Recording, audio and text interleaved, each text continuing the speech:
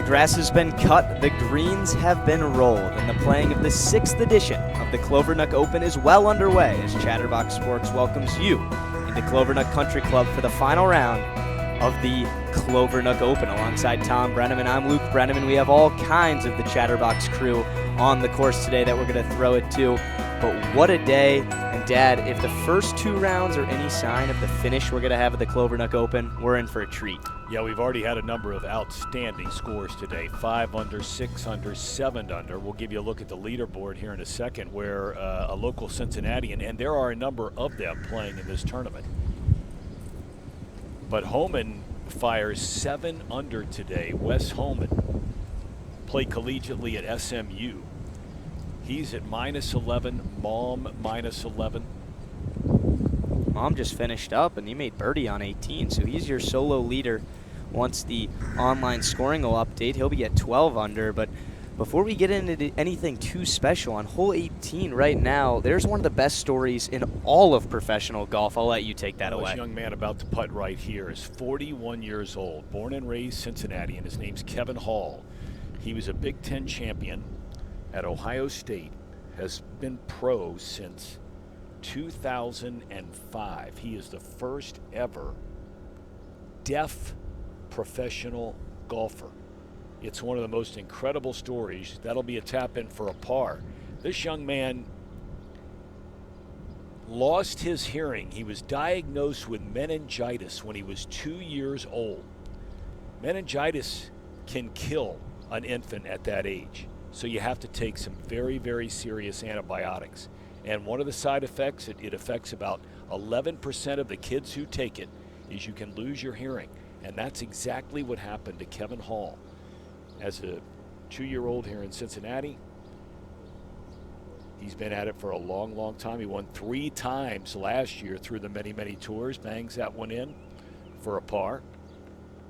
But, you know, Luke, it's incredible. His father is his caddy. He's riding right there. His mother is here. I had a chance to visit with both of them today, and what a beautiful, beautiful family. What a beautiful day it is at Clovernook Country Club. A little bit windy, a little bit chilly. It's going to be Zach Burry with his birdie attempt. Hit a pretty good one in the fairway. Was not thrilled leaving this one quite a bit short. It's got about 15 to 20 feet here. This thing's going to move to his right. Burry, a native of Appleton, Wisconsin.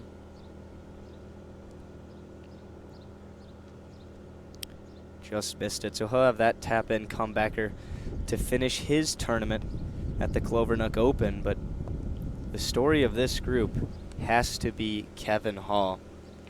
It would be a good sign all week. We're going to talk about guys' stories and the mini tour grind and everything that goes into it. But always warms your heart when you see one like that.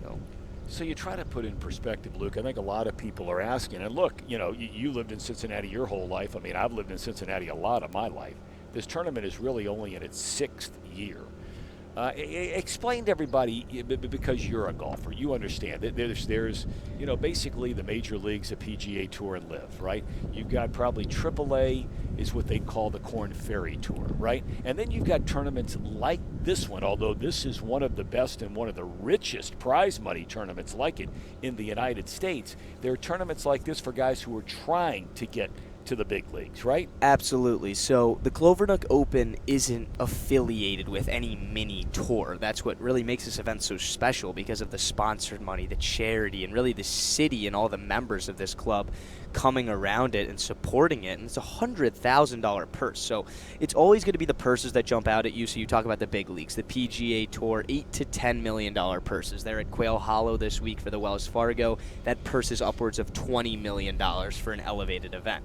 Then there's the Korn Ferry Tour where, hey, that might feel like the minor leagues, but you do have to realize, you take the minor leagues and you compare it to AAA baseball, there's, dozens of teams in that. There's only one tour. So the step down, the Korn Ferry Tour, you're still looking at $1 million purses, right, and guys that are right there, if not, already there. You can make a great living playing on the Korn Ferry Tour your whole life, although the PGA Tour is the dream. So Then you drop down to kind of the European Tour, the American Tour, the Asian Tour, the DP World Tour really jumps out at everybody, and you can get exemptions into the majors and the Opens of the world playing on those. But, you know, events like this and the affiliated mini tours, they really bring together golfers. We talked to Will Grimmer. He's a Cincinnati native, and he said, I know about 75 to 80% of these guys, and it's hard to not be friends with them if you really think about it, because they're all living the same grind. These are kids who went to any, you know, collegiate golf school, whether it's the SEC or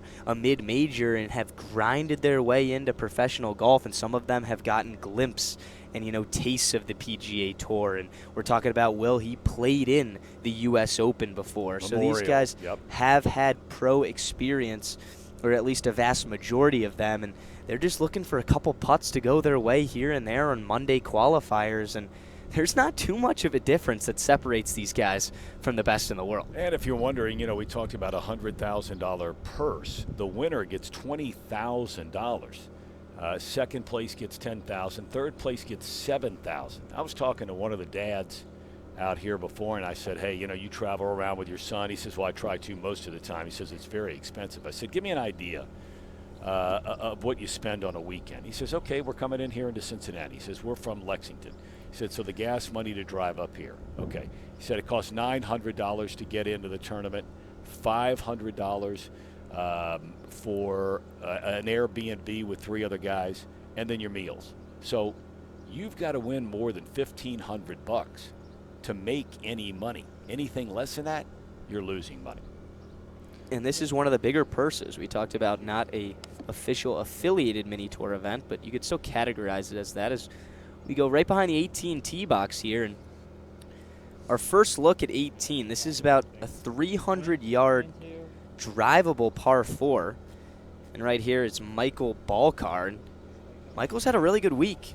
Started off that first round, you know, playing some of the best golf of any guys out here, but he's going to finish a little bit earlier than expected after a first round 65. He shot 71 in the second round, and today it's been an interesting scorecard for him. Playing 318 yards today.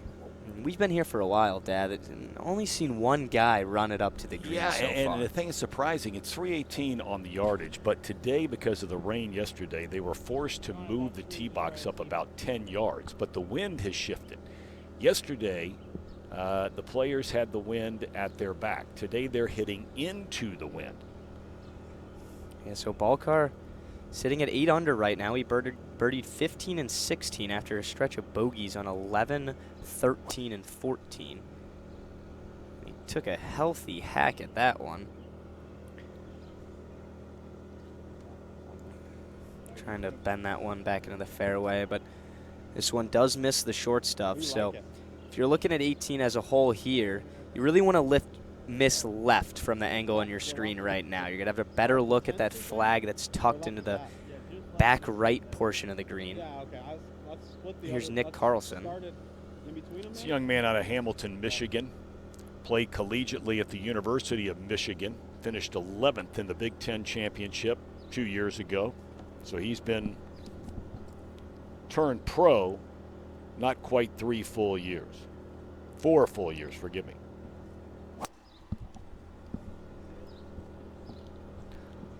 He likes it. Club twirl, and he's just short left of the green, so a good pitching area there. He'll have a lot of green to work with, be able to hit, you know, a bump and run type of shot. And he got that one down there. Most guys landing it in that pitching area, which is the fairway on this short par 4. But nonetheless, we haven't seen too many eagle looks. We saw them from our now leader, Mom. Yeah. He had about, 25, 30 feet front edge of the green for eagle, and a nice 2-putt gave him the lead right now, where he currently is the leader in the clubhouse at 12 under par. There's still a ton of golf to be played here, and I will say the wind has died down from when we first arrived this morning. So how much of an advantage would you say that gives these guys that are coming in and going to have to play high-pressure golf for all of a back 9? Well, all of these guys, they're no different than the guys on the PGA Tour. You've got some, you reference Will Grimmer, young man out of Marymount, high school, great player at Ohio State. He's not known as a big hitter. And this is probably about average in terms of length. A little better than 6,600 yards out here today. It's not playing particularly long. But it has rained a lot this week. And so you're not gonna get a lot of roll and that kind of thing. The greens are very fair today. They're going to hold if you can get them there because there's been so much rain on them. But this is going to be really, really fun to watch. These last, 5, 6, 7 groups come in here because you are really jammed up. You have 2, 4, 6, 8, 10, 12, 14, 16 players all within 3 shots of the lead, and most of those players are on 9, 10, 11. Yeah, so just an update on the leaders. The leaders have currently right about making the turn. Some are on 9. Some have made that turn and moved to hole 10. But when it comes to big numbers, it starts with Wes Homan. How about the number he put up today, a 64 in round 3, to jolt himself atop the leaderboard on your screen right now. And, Mom teed off early. He shot 65-65 in back-to-back rounds 2 and 3 going back to yesterday. Mom started this tournament off with this 72. Not too many guys were over par, I will say, in the opening round on Wednesday. However, it's been a tale of 3 days, and he really had that moving day, which was yesterday with his 65, and did the same exact thing today. But it will be Macri.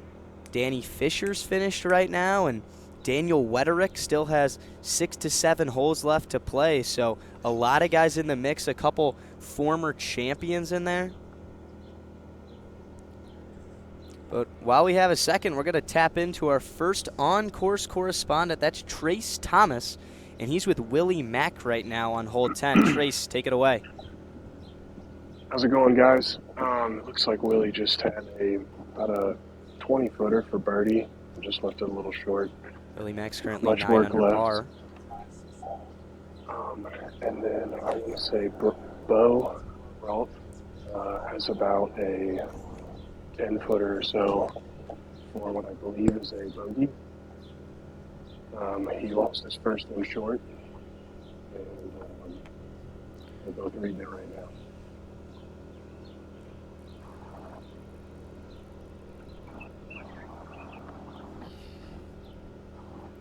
It's a little uphill putt.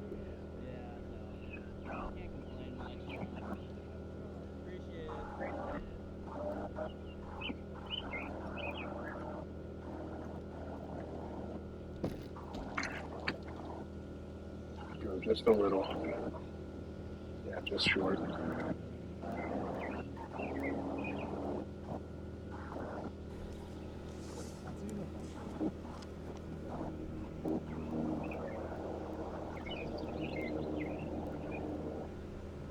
The guy in the bunker, 3 of 9 left.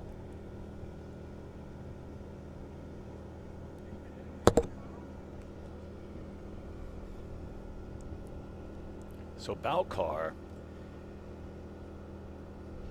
he's the assistant head coach at Wittenberg University. His boss runs this tournament, David Wetterick, whose brother is out there playing, trying to win for a second straight year today. But soon as he's finished today, the two of those guys are getting on a plane and they're going to Las Vegas to play in the NCAA National Championship. That'll be an exciting time. And a good week. He's going to go in with some momentum here. We'll see if he can finish up, upwards of 9 under par here.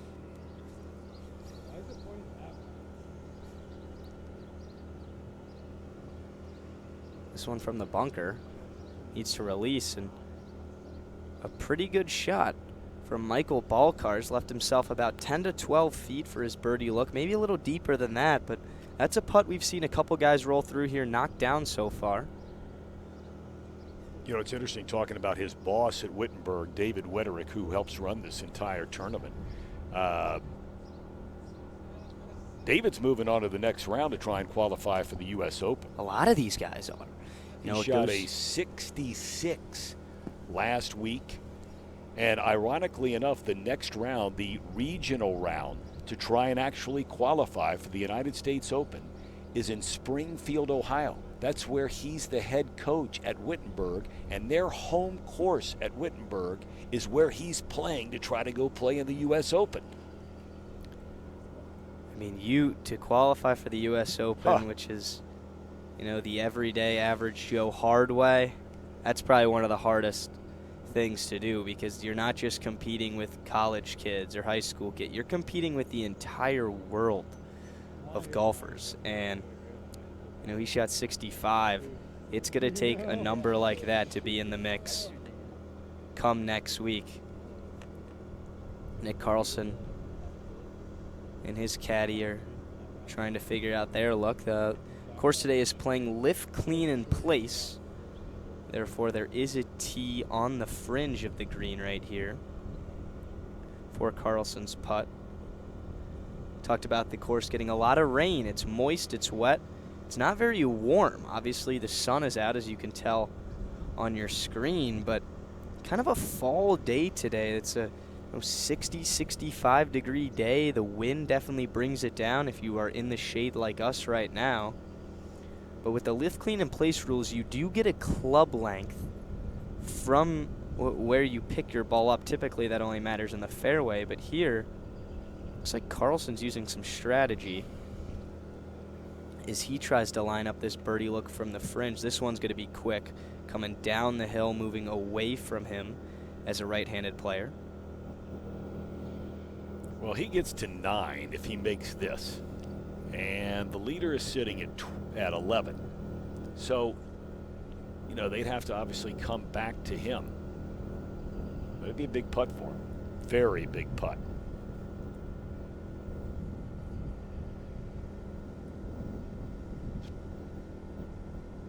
You're a former golfer. What are golfers doing there when they walk up and they put their feet parallel, and then they walk up another 2 steps and make their feet parallel again? What are they doing there? So that is the aim point strategy of reading a putt.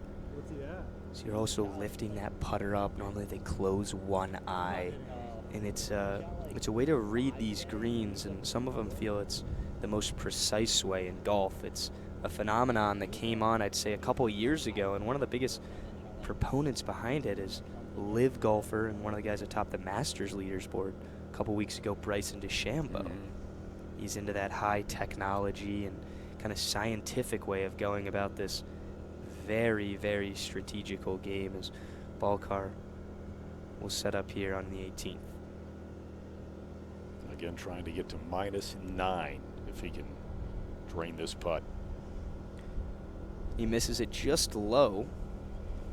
So he'll finish his tournament in Clovernook Open at 8 under par, which should easily keep him inside the top 20, maybe even the top 15. He's currently tied for 14th right now, but it was a really good start to the week for Michael Balkar, and he kind of just played around even par golf from there on out. Nonetheless, he does go into Los Angeles next week with some momentum, and he'll be with that Wittenberg golf team. Carlson has taken a long look at this one. I mean, he's moved the tee, he's moved his mark, his caddy's been involved with this read, and for good reason. This is an intricate putt here. It's going to be a little bit of a bump coming off the fringe onto the actual putting surface, and then it should move away from him to his right while catching a lot of that downhill slope.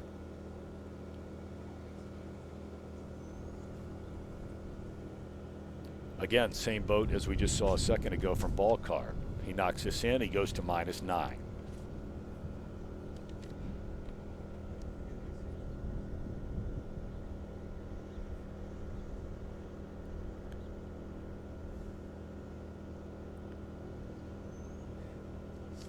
The group on 18T right now is going to be Jacob Galladay and Adam Horn. They're currently waiting at the tee because nobody can hit their drives until everybody clears this green. Carlson for birdie. He just misses. It's back-to-back putts from this pairing here on 18th that just scared the edge on both putts going opposite directions. So both of these guys will finish their tournaments with pars, as that one toilet bowled in for Will Carlson. Both these guys have caddies today, but we've talked about this, Dad, in the Open, as Ballcar's going to set up for his par putt. I'd probably say, what, 20% of these guys out here have caddies for the final round? Just about none of them had caddies in the first round. Yep.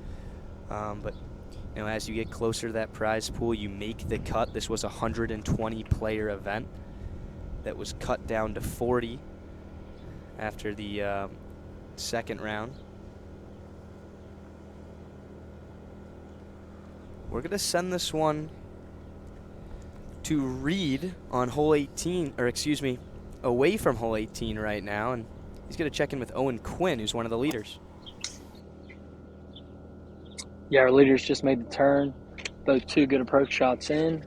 We had a long par 2 putt from McNary, and then an up and down from Quinn.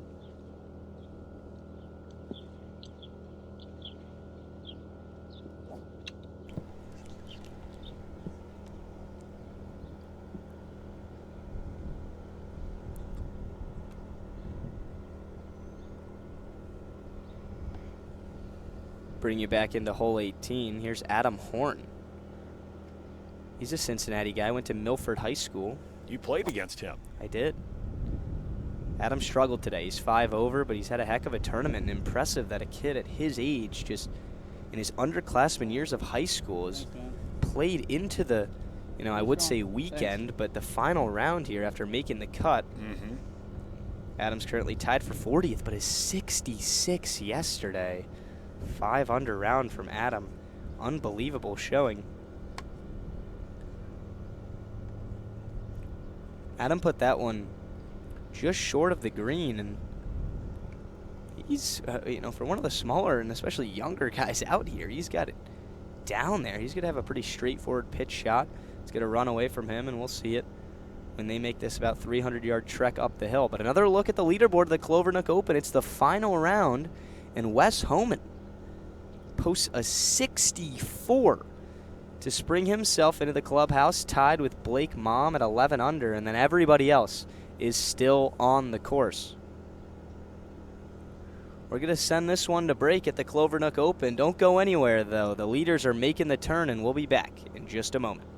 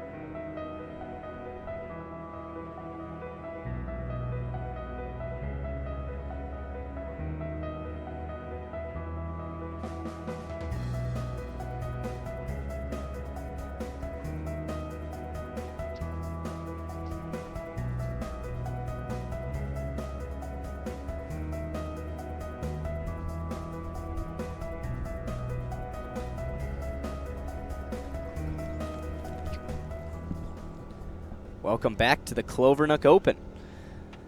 Now Another look at the leaderboard right now, and this is one of the dudes that or not him right there, the one in the black, who nearly drove the green with the long hair and the beard. He refers to himself on his Instagram account as the Jesus of golf, just because he's got the long hair and the beard and all this kind of thing. He really is a terrific young guy. He is the world long drive champion. He weighs 170 pounds. He has hit a 456-yard drive, and not a bad chip right there. Yeah, typically you look for the short game to be a little bit of an issue for the guys that bomb it down there. But some soft hands and good wedge work with a lot of green to work with has left himself just maybe outside of 5-6 feet for birdie. Here's Adam Horn, the Cincinnati native, Milford High School kid, trying to finish up his tournament.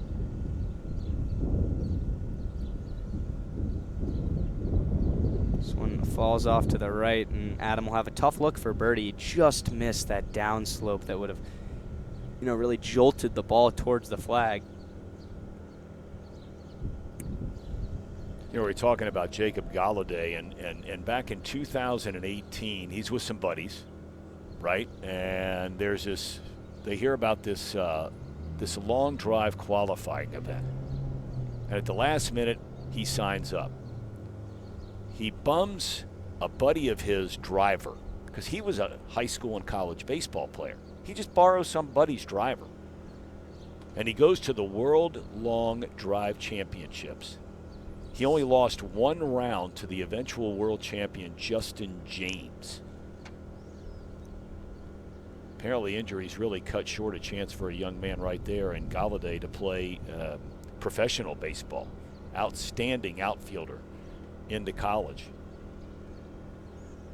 That's the Jesus of golf right there. That's right. That's what he goes by. Or at least the self-proclaimed, if you will. And you can definitely see where he gets that nickname from.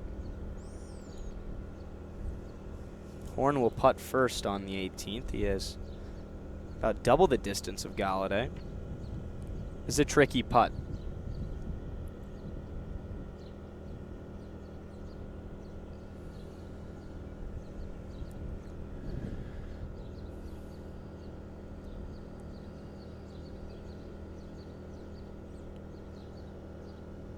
Just never broke.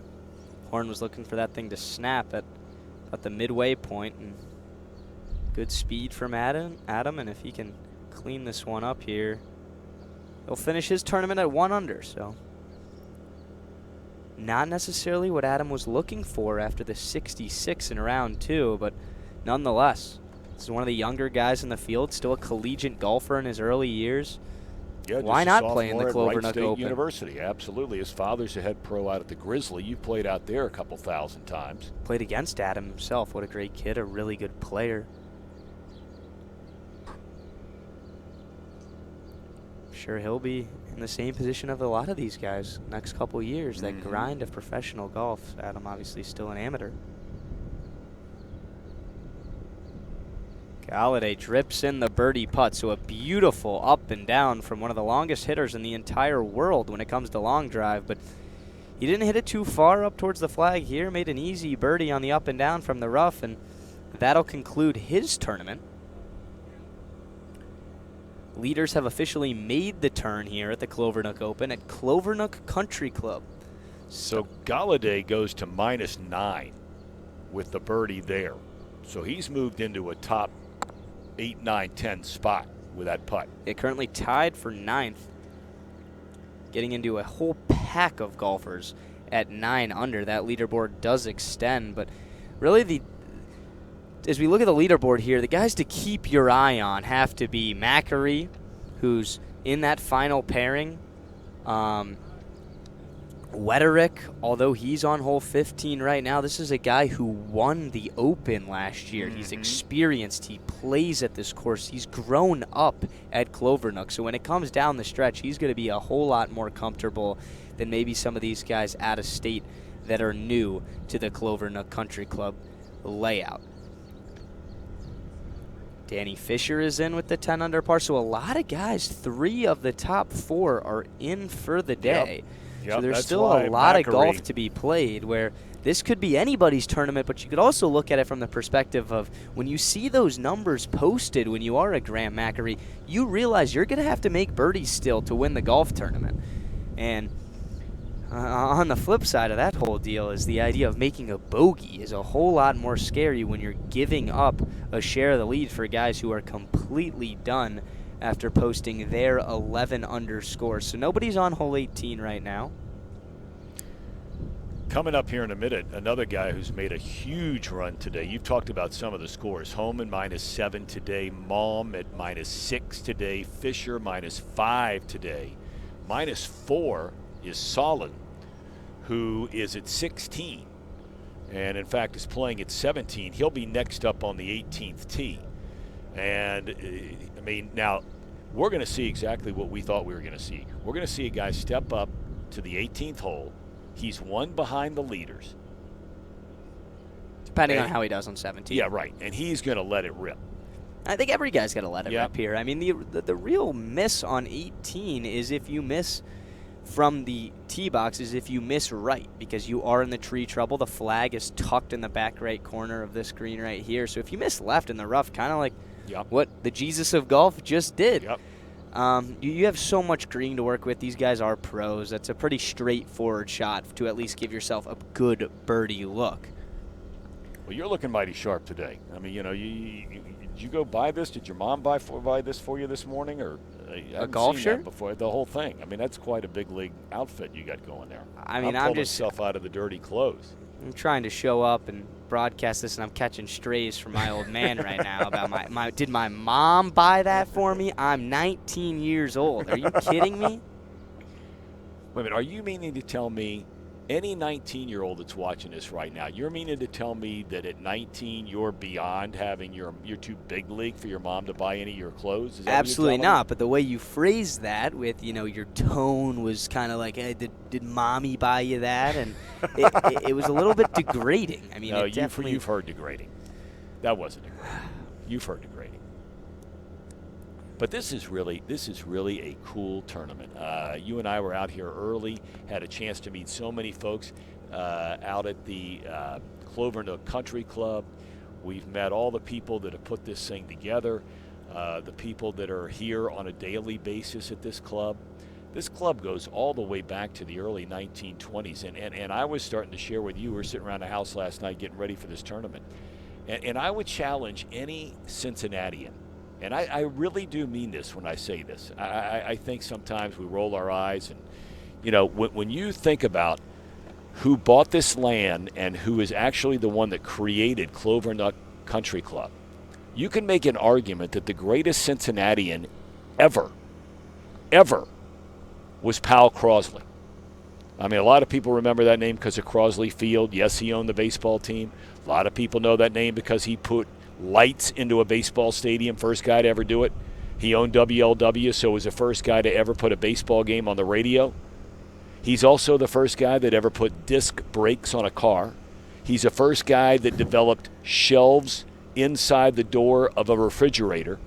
I mean, we could go on and on and on and on and on. Push buttons for the radio in your car.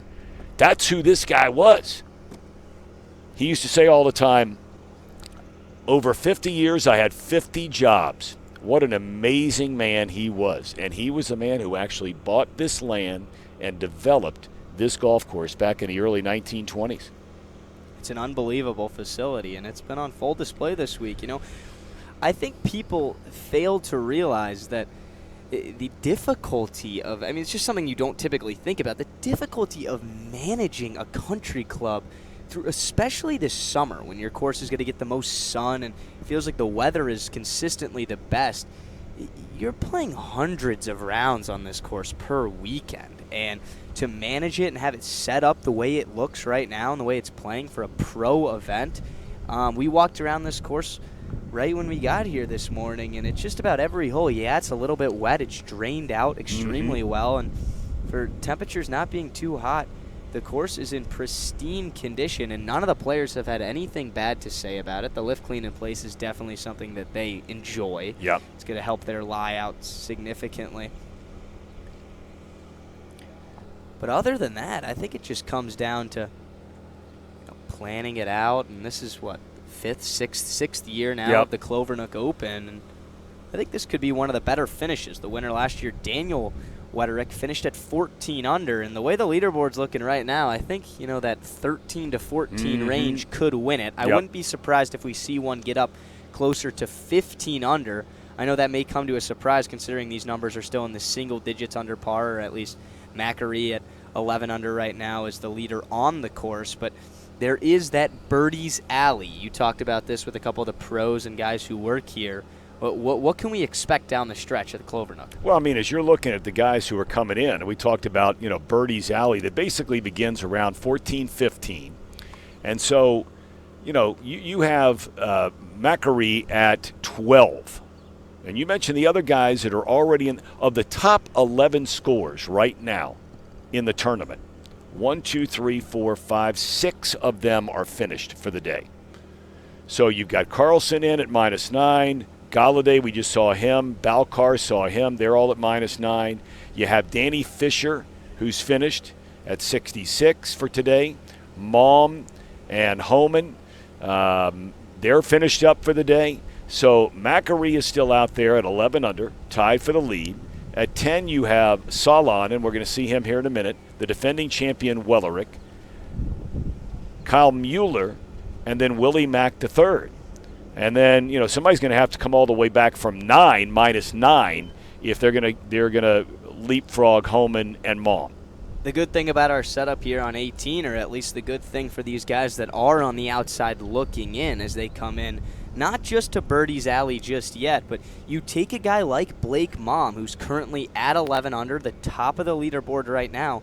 In his 3 rounds of the tournament, he's played 15, 16, 17, and 18. So that's 12 holes across 3 days, 8 under par. He birdied 16, 17, and 18 consecutively today to finish up his second straight 65 here at Clovernook. So these are the holes that are real scoring opportunities, and I hate to be, you know, hard on these guys, but I would say, especially the par 5, 16, and 17th, but a 300-yard par 4, you know, with the talent level of these kids, it's must birdie. All right, here's one of those guys we were talking about, one off the lead, Solon. He's a native just outside of Pittsburgh, Pennsylvania, the first lefty we've seen today. And he's off to the left a little bit short. It's a good miss. Anything out left is a good miss. You're not going to have tree trouble. You're going to have under, you know, even 80 yards in. You're just going to hope for a good lie in the rough. And the rough around at least hole 18 close to the green is not very thick. Take a look at his playing partner here at 3 under par. That's Caleb Bopp. He's from Fishers, Indiana.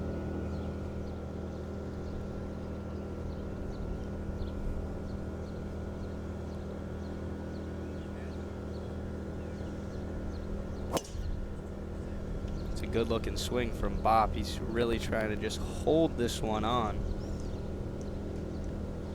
And he missed outright, but crazy enough, he got through all the trees, so he's still going to not have too much green to work with, as you can take a look at his ball kind of poking out right there. But just the power, he easily carried that one 280, 290 yards into the wind on a day where we've seen gusts upwards of 20 miles per hour, kind of crosswind in these guys' faces. Bopp just at 3 under par. No real chance at all to win this tournament, but looking for a red number to finish off his round. All right, now this is a first. It was this first pressure now we're going to see that could affect the outcome of this. Solon is stepping up here. He's 1 behind the leaders. He's just short off of the green here. He's got to get up and down to tie things up and put himself right there in the mix. Again, this is a $100,000 purse for this event at the Clovernook Open. And so first place wins $20,000. $10,000 for second, $7,000 for third. Speaking of first place, our good friend Reed Rule. He's one of our on-course correspondents. We're going to throw it to him with the final pairing. Wings lining up first, third.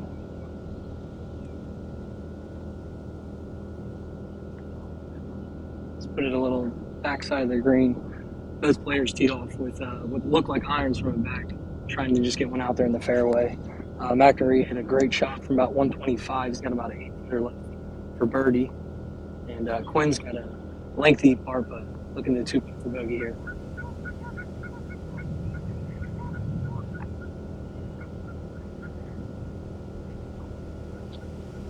Thank you very much. You heard him say great shot by McInerney. We'll probably end up saying that a few more times today because he's right there. He's tied for the lead, and he has the most holes to play of anybody that's left out there in contention.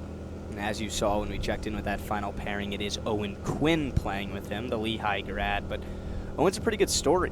His father, Fran Quinn, we saw finish up just about an hour and a half ago. That you saw on the Tour of Champions, and just a really established golf family. They're from Holden, Massachusetts, and easily had one of the longer trips out here, but for good reason. Father, son playing in the same event. They both make the cut, and Owen with a good shot as he's sitting at 9 under par right now with, you said 11 under par for McInerney with the most holes to play. There's a little bit of a difference when you say the most holes to play as well with Owen Quinn because he's on the outside looking and he needs those holes, those birdie opportunities to get himself back. But it was a double bogey at number 3 today that was really costly for him, that started his round over par and worked it back with a birdie on 4 but made bogey on 8. So he finished the front 9 at 36.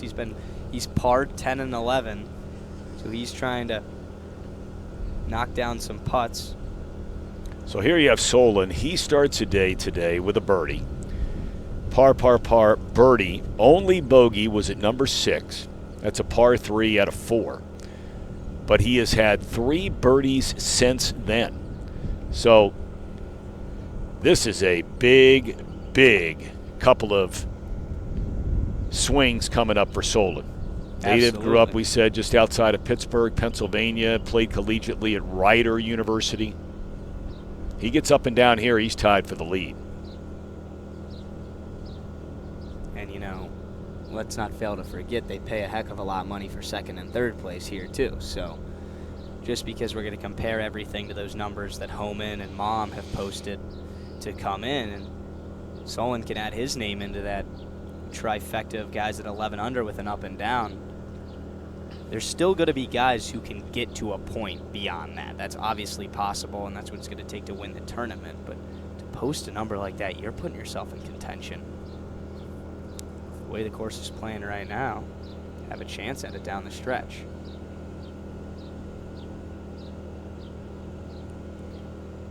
It's a long bunker shot there.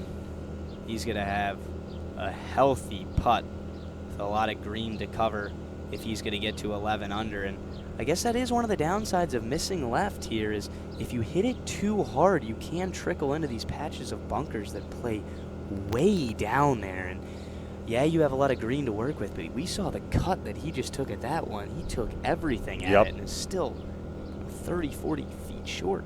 He's the first player we've seen reach that bunker. Here's Bob. Just landed it on the green as it trickles towards the hole. So he'll have about 12, 15 feet for his birdie. What shot would you rather have there? Less green to work with from a rough lie. Green's kind of running away from him there based on where he landed it. Or maybe a long bunker shot, but you do have green to work with. Just going with what the members tell me. The members tell me you'd rather have the sand shot. Now, a lot of guys don't like hitting out of the sand. You get to this level, and it's a whole different animal. But that shot right there by Bob. Now, his putt, again, this is what the members have told me. They said it doesn't look like it's that tough a putt. Said it might be the toughest putt on the course. Said when you're standing there and looking at it and trying to read it, it looks like the putt is going to go right. In actuality, it goes left. So he said everybody, one of the members was telling me, everybody has been missing this thing because of a very slight, what you see is not what you get. Saw Adam Horn miss a putt similar to that. Yep. He thought was going to move more right, and it just never really took that dive. So Solon will go first because he is away, and this putt does mean a lot. So he'll take his time lining it up.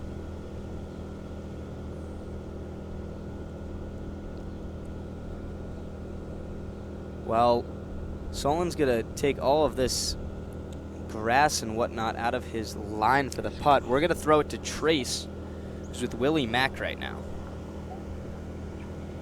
Hey guys, Willie actually started this hole off kind of interestingly. He missed in the fairway to the left, hit a nice wedge in about 15 feet past the hole and split back underneath. Tough little look up the hill, but did not end up how he was hoping.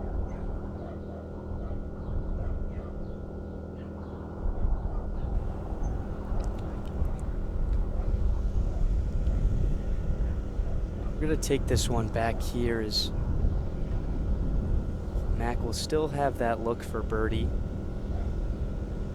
But Solon on 18.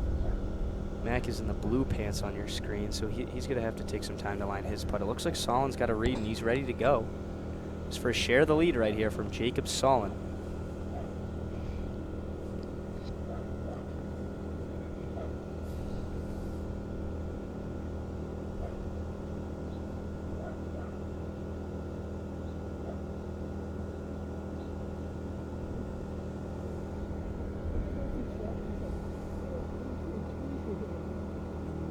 Just missed it low. That putt is a tough one. It starts up the hill and then it's going to fall down and break away from you, especially as a left-handed player. That's just an awkward putt to really be confident and go after. Well, it's got to be so frustrating. I mean, you know, you step up at the tee, you know this is a hole you can birdie. He has birdied this week. And you know that you need to get a birdie to tie for the lead. And then you hit the ball in the bunker. And that was a tough second shot. You wound up with a par, and now you know that you cannot win. Yeah, but considering, you know, when Solon teed off today, he wasn't necessarily all in. When it comes to winning, he's 69 in the first round, 67 in the second round. But you can just tell just looking at him. I mean, he is really, really upset about this way this 18th hole played out. They got a tough break with that bunker and a little too strong there. And like you said, right on cue with your prediction, that putt is supposed to move away, or excuse me, towards the clubhouse here. Because that's at least what it looks like. And it just never moves. Everybody's missed that putt high on at least the away part of the hole from us behind the 18th green, and he also hit it a little too hard, so if there was any other break, definitely blew through it.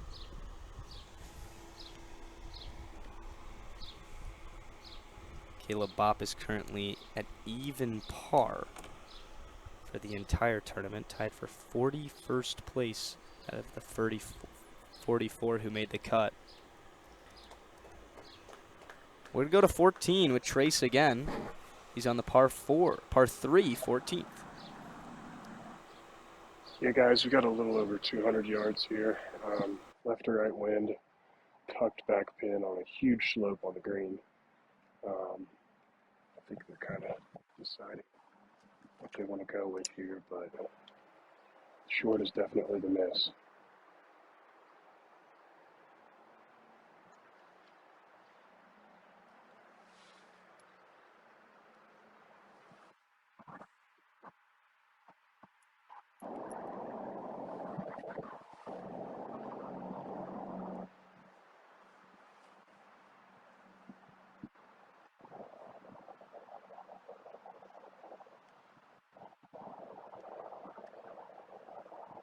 Yeah, just a little over 200 yards to the pin. Again, wind off the left.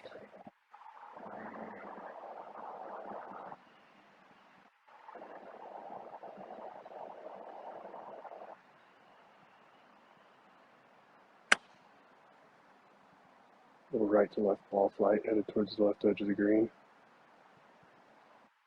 Yeah, this is nice. This is kind of the back shelf of the green. I'd be pretty happy with that from this far out.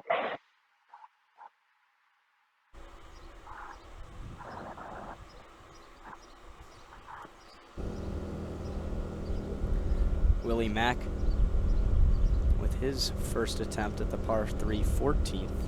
He's a guy that everybody should be keeping their eyes on down the stretch. He's right there. Willie Mack III at 10 under par, so just one shot back, still plenty of golf to play. We'll bring you back into hole 18 right now and take you to the tee box. Yanni Kostouris, he's playing today with Marymount alum Will Grimmer.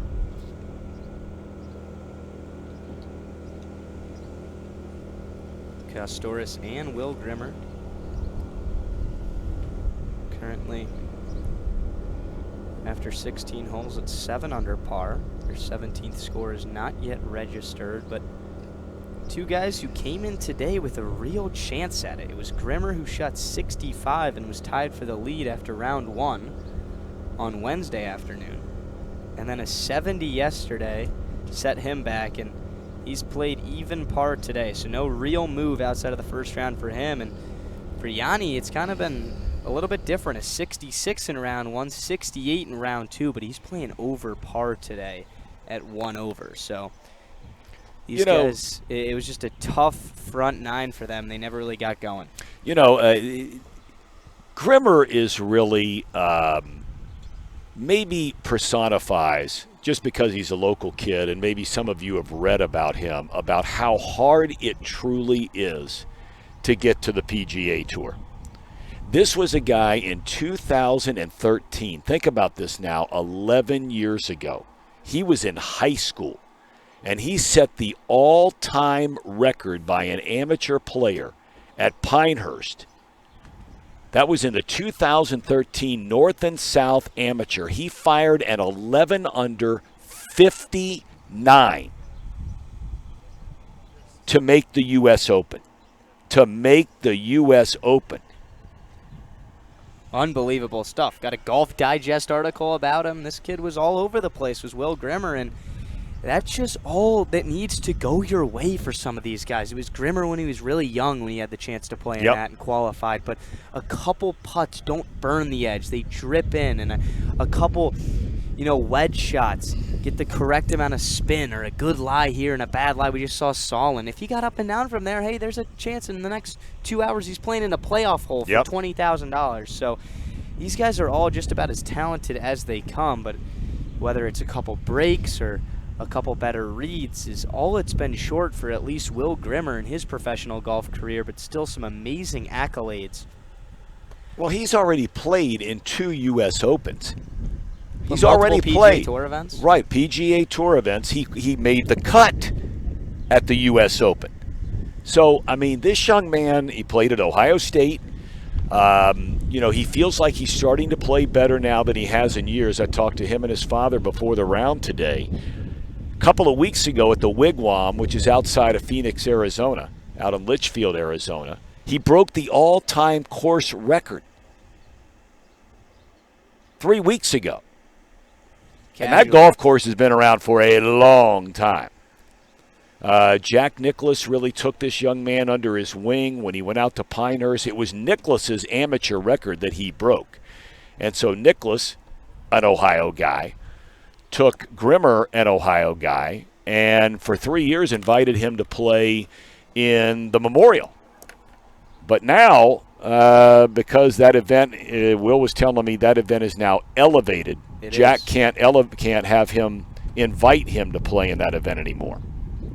So with the emergence of the LIV Tour in professional golf, obviously the PGA players have to have a reason to stay and not take those $100 million, huge guaranteed deals to come over and play on the Saudi-run tour. And for some of those guys on the PGA Tour, that's been a blessing for them, the emergence of LIV, because the big events like the Memorial that were always big, that's Jack's course, that's Jack's tournament, except now it's not just an $8 to $10 million purse, it's a $20 million purse. That's the same with the Waste Management Phoenix Open, which is known for their stadium hole on number 16. They're playing a elevated event this week at the Wells Fargo Championship at a beautiful course in Quail Hollow. But here's Will from under the trees. Dad, what do you think he's thinking about here when it comes to tree trouble? I don't know if he's in tree trouble. From where we're sitting, it looks like he does, but he didn't take a practice swing as though his club was going to hit the branches hanging down.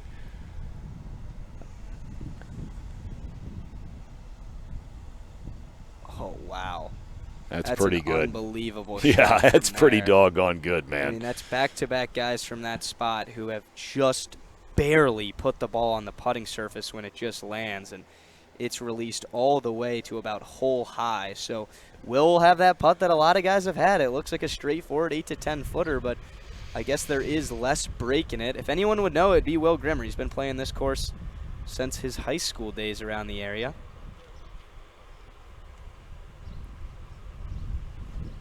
Here's Kostoris from the sand trap. He was actually just behind it. That's why that ball came out fairly easy and is released into a really good shot. So he'll have a birdie look here. You know, Grimmer, getting back to him just for 1 minute. I mean, golf, you played golf at Marymount, Luke, and I mean, you know, there have been a lot of great players come out of that school. It's a tiny public school for those that don't know. They only have roughly about 110, 120 kids per graduating class. They only have I just looked up yesterday. They have 170 boys in 4 grades. A lot more girls than boys at that school. This guy's probably the best golfer to ever come out of that school.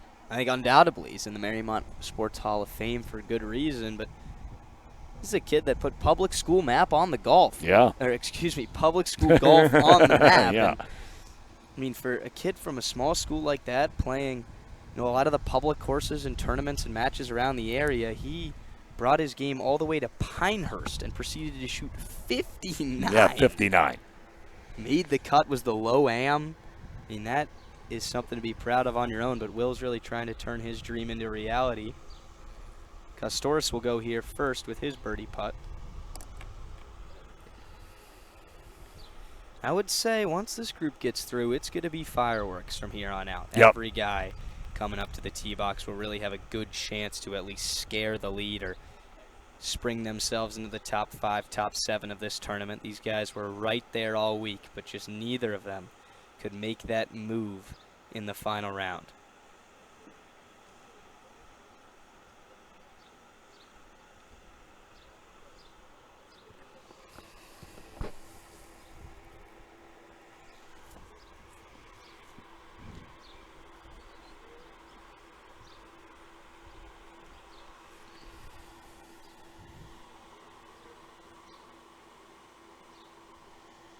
Try to get to -8 here. Looks like he just pulled it. Putt started on that left half of the hole for Yanni Kostoris. And Ted, we're just not seeing very many made putts here. I mean, there have been some difficulty levels that are varied for sure.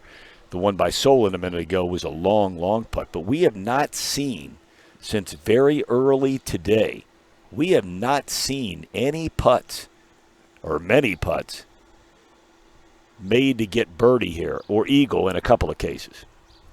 obviously the spot where Grimmer is known to be a tricky spot via the members, but I think this hole in general, you look at a 310-yard par 4 and you think it's going to be a really easy and straightforward hole. This is a tight tee shot. It's over water from the start, and trees come into play on the entire right half, especially with this final round pin position.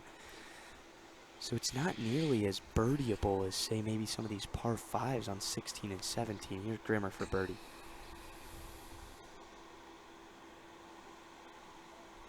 And Grimmer misses that one low.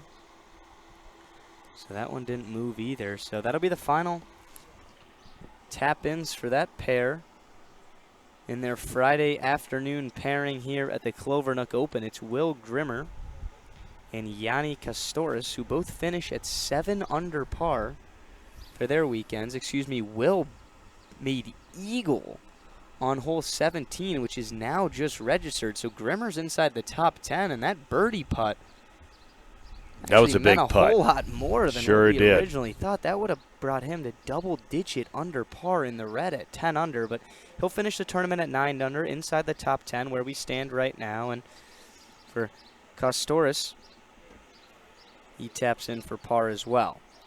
Well, you know, that's where you talk about, Luke, and you know, you played. I mean, it's where you talk about, you know, what did you do early on, right? Yeah, you can win a tournament earlier on, but you can lose a tournament early on, too.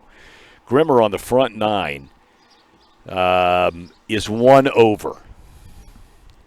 And then the back 9, he has a birdie, he has a bogey. Okay, so now you're even, and you only have 1, 2, 3, 4, 5, 6 holes left. He goes bogey, but the last 2 or 2 of the last 3, he goes birdie, eagle, and I'm sure he's looking back and thinking, my goodness. And if he made birdie on 18, that would have been a 32 on the back 9 after a 36 on the front for Will. Grimmer's day is complete. His tournament is complete. We're going to step aside for a quick moment as we take a quick look at the leaderboard at the Clovernook Open. It's Wes Homan and Blake Mom, the leaders in the clubhouse at 11 under right now, but there's still plenty of golf to be played. We'll be back in just a moment. What?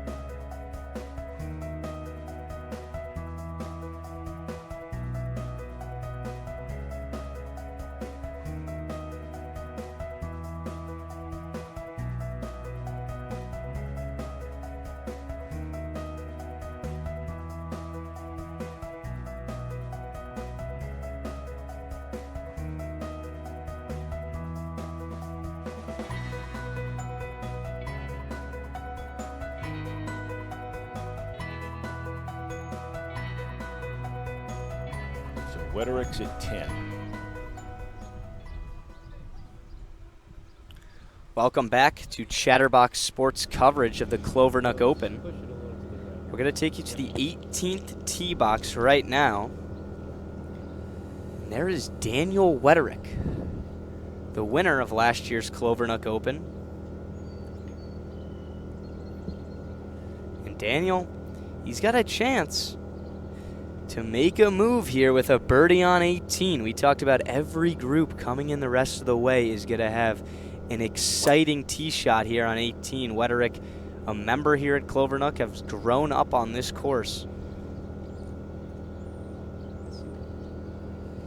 Misses the fairway with this one, so we'll see what he can do from where his ball ended up. Wederick won this tournament last year in dramatic fashion on hole number 18. Now, we are not getting the scores of these players on how they played at 17.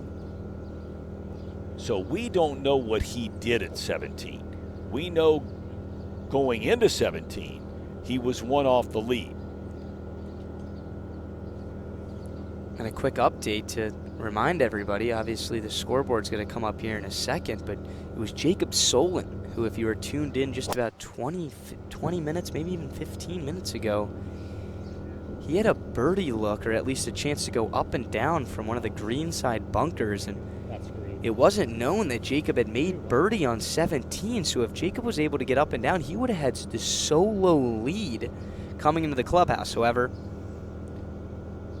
he did miss the putt and leave himself too deep of a putt to make, so there's now a 5-way tie at 11 under par right now, and depending on how Daniel Wederick played on hole 17, who sits at 10 under right now at the live scoring, he could be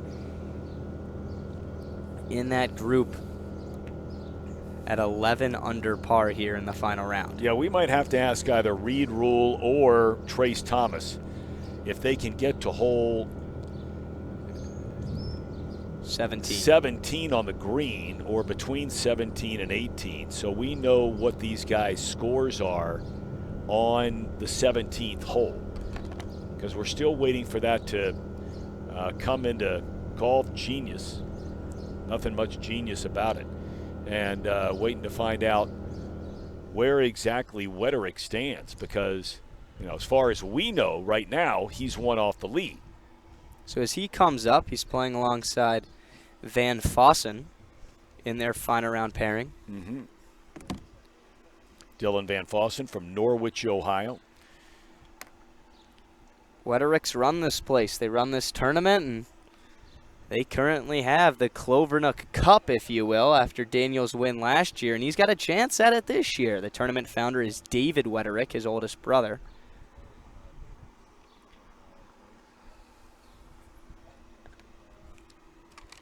We're going to go to our on-course correspondent, Trace. He's with Bo Briel, and he's one of the leaders with a good chance at the Clovernook Open. Yeah, guys, Bo absolutely bombed his drive down the fairway, had a short wedge in hand, avoided some of the undulation on the green, and it looks like he's got about 12 to 15 feet of birdie.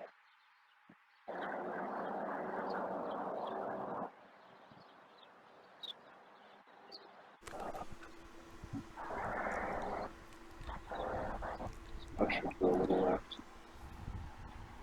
Good speed. Oh my gosh, just short. One more rotation and that's in. But it'll be an easy par for him.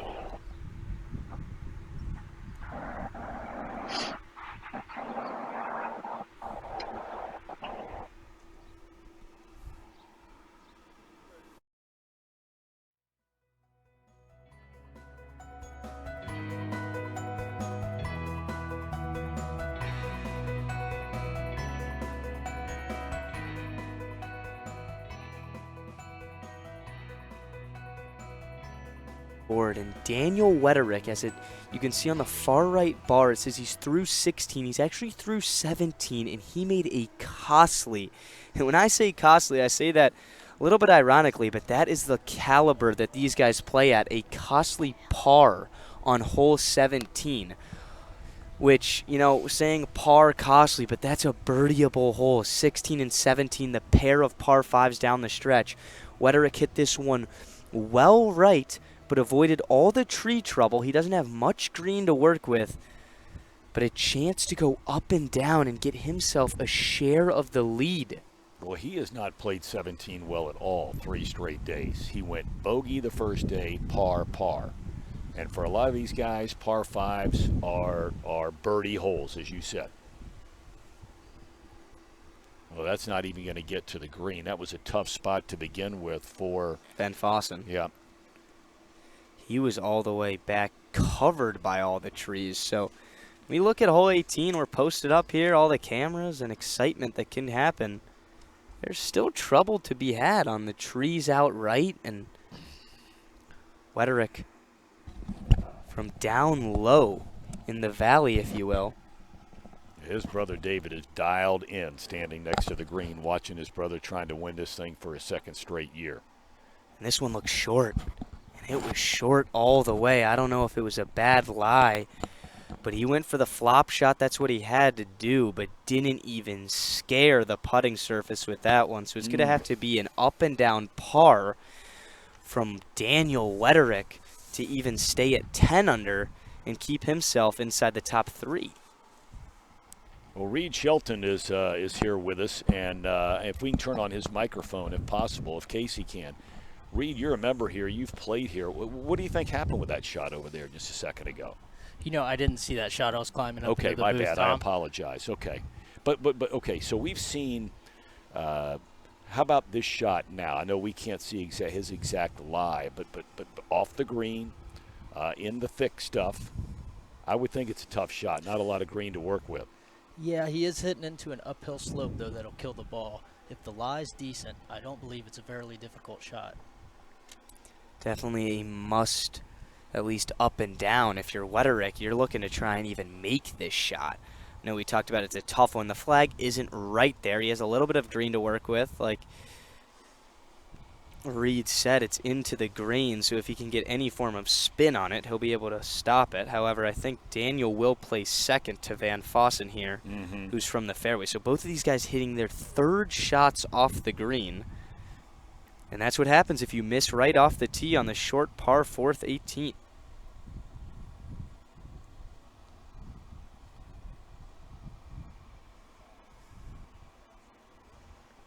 Van Fossen going for the bump and run here, just trying to get this one on the surface and let it release. It doesn't release as much as he would have liked, so that's a tough putt for par.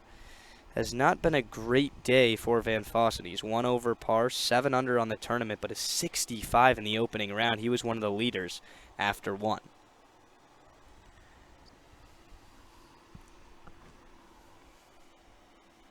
Ben, when you look at this shot and considering the circumstances, what are you trying to do here to jar this one and give yourself a chance to get to 11 under?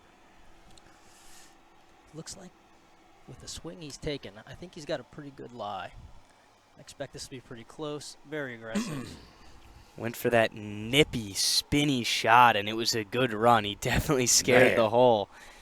So 2 par putts in this pairing here that are not going to be easy. Daniel Wetterick's is definitely a tester from about 6 or 8 feet, and Van Fossen is deeper than that. Nonetheless, good tournaments out of this pairing here. Van Fossen was trying to jar that putt and finish at 7 under. It's going to be trying to stay at 10 under for Daniel Wetterick. And he's a defending champion, as we mentioned. He birdied his last 3 holes in the final round last year to win in wire-to-wire fashion.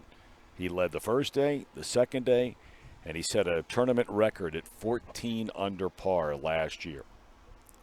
Daniel Wetterick has played a bogey-free round today, something he also did when shooting 64 yesterday. So Wetterick, I mean, I know we're talking about the grand scheme and the bigger picture of this entire tournament right now, but crazy enough, if he doesn't make this putt, which he'll go after Van Fossen, that would be his first bogey in 2 rounds of golf. He's looking to play back-to-back complete rounds of bogey-free golf. So this course is his home, and he's felt right at home at the Clovernook Open. 10 under par. Reed, I'm sure you've seen these putts many of times in your rounds here. What are we looking at? I have, and as mentioned, you guys mentioned earlier, this is a tough green to read. Putts go right, they go left, they go really. Oh, great putt there, but this green confuses a lot of people thinking the ball's going to go left and it actually goes right. There's locations on it where you think it's going to go right and it actually goes left. How many times you got to play a hole like this? I mentioned you're a member here. These guys, well, Wetterick is, but most of these guys are not. How long until you're able to say, okay, I've played this enough to tell me it's going to go right, but it's actually not going to move at all? I'd say at least 5 to 10 years worth of golf on this green. It's a tough green. I'm sure if anyone knows what this putt's going to do, it's Daniel.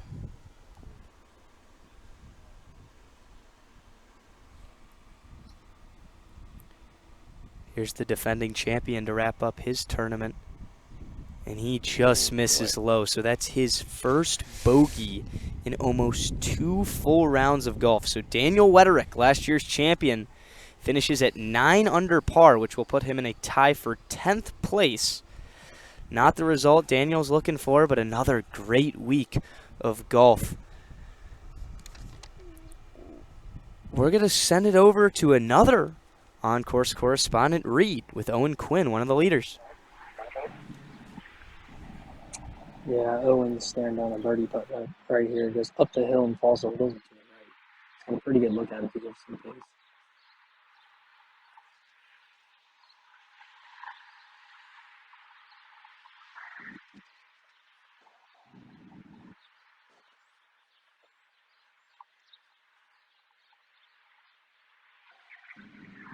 It's not enough pace though.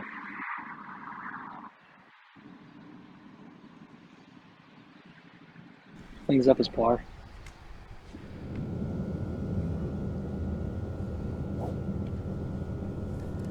Back to hole 18 here, and it's been a tough day for Owen Quinn. He didn't get that birdie putt to go. He's in the final pairing, but now in a tie for 19th. Here's Edwards on the tee. Native of Louisville, Kentucky.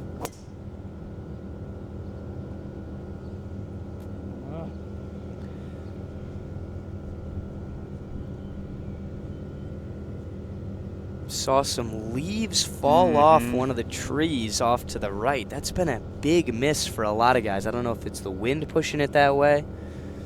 Yeah, Luke, I was standing on the tee earlier, and I think behind this clubhouse, we don't quite feel it here, but there is a lot of wind in the player's face. It's also from their left to right. A slightly mishit ball is going to get up in that wind and push towards those trees on the right. Especially for a majority of these guys playing from the right side. That's your typical ball flight for a lot of guys. I mean, playing a fade is significantly easier to control than maybe a swooping draw. And for a right-handed player, it's just you block it, push it, and put it up in that wind, and it's going to be in that entire line of trees that Davin's looking into right now. Well, that's a rip right there. This one was pushed out right and well right, almost over by the scoreboard. So had some juice on it, though, man. Talk about power. That ball, that's the longest drive on this hole today. I mean, I'm trying to put that into equivalence to a straight ball. We may be ducking back here behind the 18th green, but he stepped on that one, if you will. He'll have no tree trouble on his wedge into the green, but not too much to work with when it comes to a putting surface that's also going to run away with him. But another look at the leaderboard, and not much is moving when it comes to the top of it. We talked about these guys in the final pairing. Macri is the final group. So on hole 14 right now, that is your leader on the course, but in a tie with Muller, with Willie Mack III. These guys just trying to hang on, because earlier in the day, or at least earlier in the week, it was birdie, birdie, birdie, go mode, 63s, 65s daily. But now that the pressure is kicking in, it is turned into who can stay the course, hold on, make pars, and give themselves a chance come Birdie's Alley down the stretch. But take a look here. You mentioned Macri, okay? He's only through 13, right? Willie Mack III. He's just through entered 15, right? the Birdie's Alley. And Mueller still with 3 to play. So, we got some big-time finishes potentially coming up here down the stretch, where all 3 of those guys have a chance to win this tournament on this final hole. Absolutely. I mean, if you're still playing golf right now, knowing how scoreable the final 3 to 4 holes are with a par 5, short par 4 finish, you're looking to win the golf tournament. You're not trying to hold on, force a playoff, par out like these guys could leaderboard watch and do.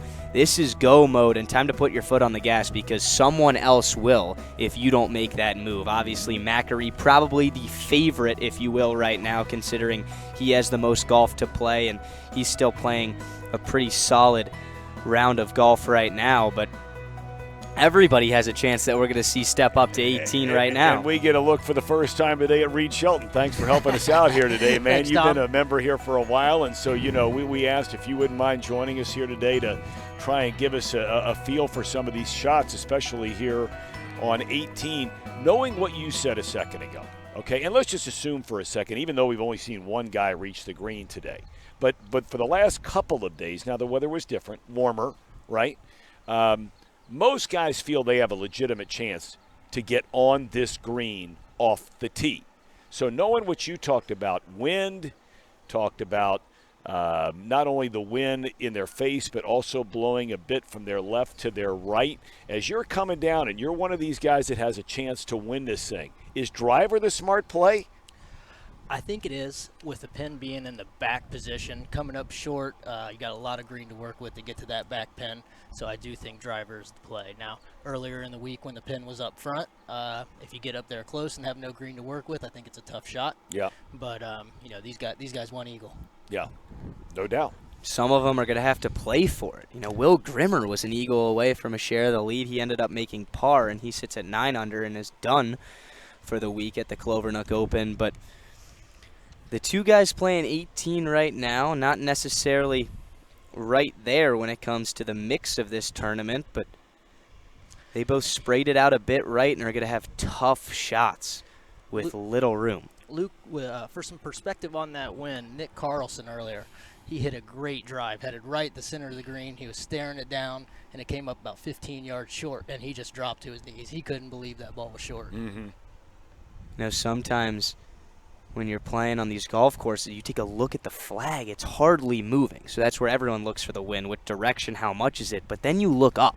A huge tree above us. This thing's been rustling all day. So when the ball gets way up there, it can significantly affect your chance. And it's almost a little bit of an uphill tee shot over water here on 18. That's never going to come into play for these pros unless, you know, they were to drop kick one. But playing first here from a weird lie, it's Eric Edwards. He's right under the tree. He won't have any branch trouble from our angle, but he's going to have to hit this one up high, put some spin out of it, out of the thick stuff, and try and get it to stop.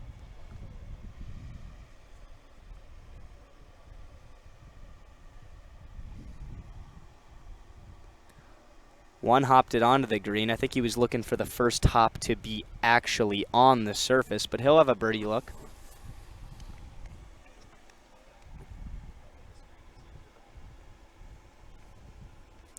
It'll be Michael Davin from well right after hitting that bomb of a drive over by the Chatterbox scoreboard, which you can see part of in the bottom left part of your screen.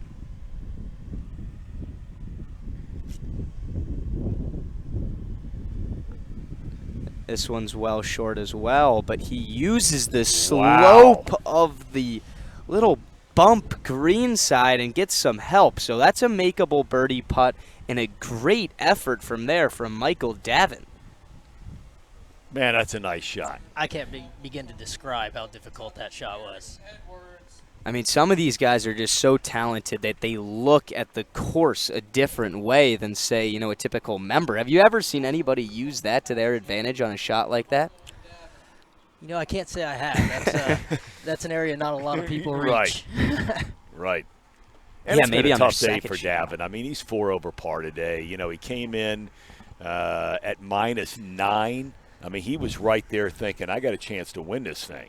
And you go +4, and, you know, now you're just trying to close it out on a good note. And then I think a birdie would at least have him walking off the course today saying, okay, we hung in there. And we're starting to get a little bit of a crowd here now. A few folks starting to settle in. They have a big concert tonight. They have 3 bands playing. I mean, this is like the Phoenix Open. Big crowd, and they got it rocking and rolling tonight. All right, before you get ahead of yourself, Dad, we're going to throw this one out to Trace with Willie Mack. He's been all over the Mack feed. Trace, take it away. Yeah, Willie's got about 30, 35 feet here for birdie. Should be a pretty straight putt. Should have just short. He's got about 2 feet left for par.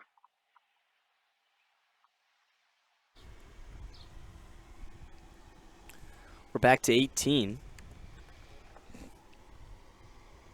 Be 2 birdie looks. The first from Eric Edwards here, but while we have a second, I want to take a look at Michael Davin, because you talked about him having a real chance of winning this tournament today. Edwards has played significantly better than Davin today, but Davin, the low round of 63 yesterday. It's the lowest round of the entire tournament so far. He set the IUPUI all-time scoring average record. That's just over 73 strokes per round. He won a local U.S. Open qualifier a few weeks ago, and you'd have to expect that all of these guys are playing in their local U.S. Open qualifiers, just trying to give themselves a chance at Pinehurst in a couple. That's going to creep up. It's Valhalla is the next major, which is the PGA Championship, which will be next week, but that's the beauty of the U.S. Open. Anybody can qualify, and I'm not going to say that lightly, because these guys aren't just anybody when it comes to the golf course. Davin has about 10 feet, maybe 12 feet here for his birdie look. Reed, you've seen this putt before. Does this go right, does this go left, or does this go straight? Because we've seen it 100 times and we still don't know. I believe it's fairly straight, but it might leak to his right. Okay. All right. We've been flipping coins on this one all day. Ball is definitely below his feet. He looks to have this one. I wouldn't give the hole away. Not going to do it. I don't know what he necessarily saw there. It looked like his alignment had it on the outside of that hole in the first place, but it definitely is a straighter putt than what they're seeing, because whether guys have put a lot of break into it or not, and every putt, it's just throughout this entire day since we got here and the coverage hadn't started, has missed on that low side towards the clubhouse.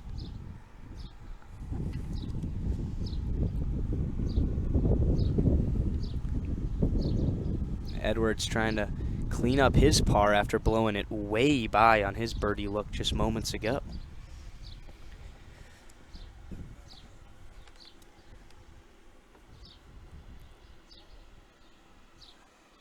This is Eric Edwards. He's from Louisville, Kentucky.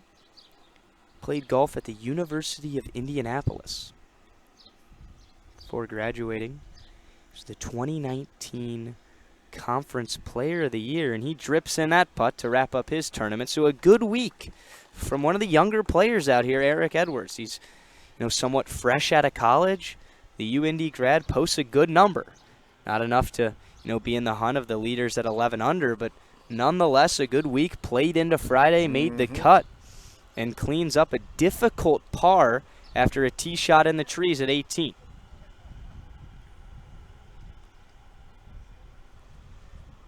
There's another group on the tee box here, and that's going to be Kyle Muller and Matt Meneghetti.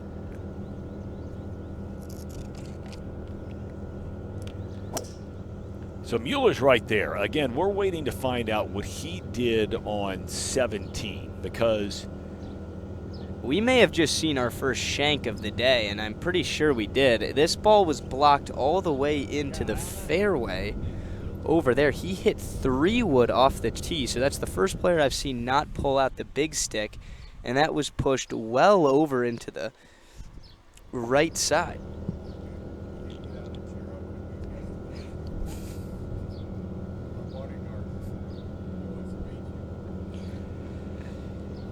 Yeah, so Here's Meneghetti and his tee shot on 18, and he does not look pleased with that either. So a hole that coming into today everybody had hyped up and been excited about. We haven't seen too many birdies at all. No, and that's what everybody was talking about before we got here today, is at 18, even the guys that are not considered big hitters. And we mentioned Will Grimmer earlier. He's not known as a big hitter. And I asked him, I said, can you get to the green? He said, first 2 days. He said, I pulled out driver, one day got there, one day just short. He said, but you better believe it. As these guys walk up hole 18, we're going to take a second and check in with Reed Rule in just a moment. These on-course correspondents are helping us out a lot following the leaders as we look to have an exciting finish down the stretch. Macri coming off a bogey at 15, going out in the fairway here at 16, grabbing the 3-wood to try to cut one around the tree line. Looked like he pulled it a little bit. He's up on 17 tee box, probably about an 80-yard shot. Tight pin tucked on the right. A lot of green to work with in the front. So we'll see what he does here. One back.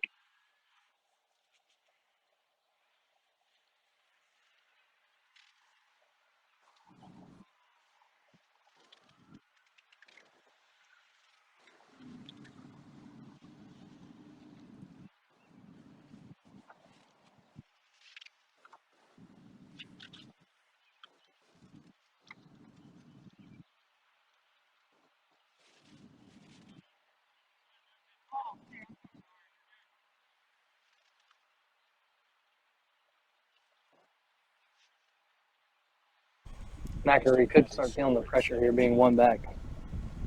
He's played a bogey-free round. He's only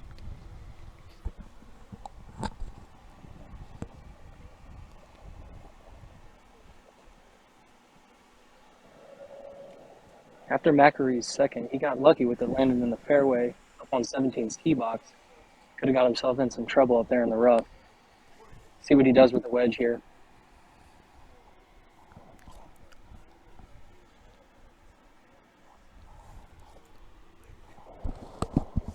Even if they're at 900, they still have no chance. This guy's 11 under.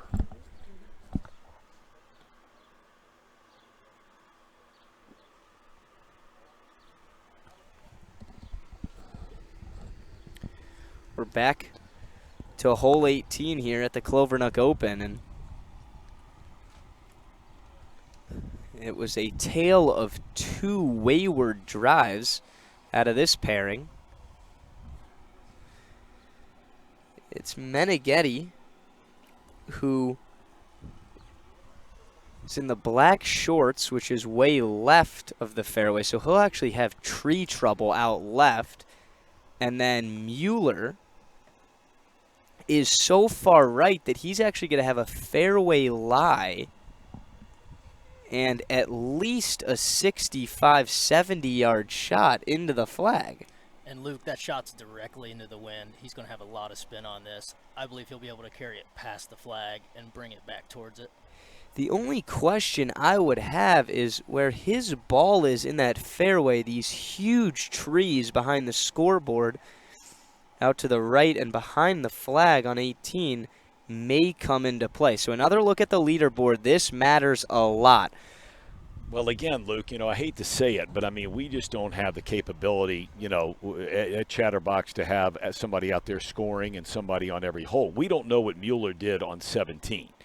We know that when he teed off at 17, that he was 11 under par.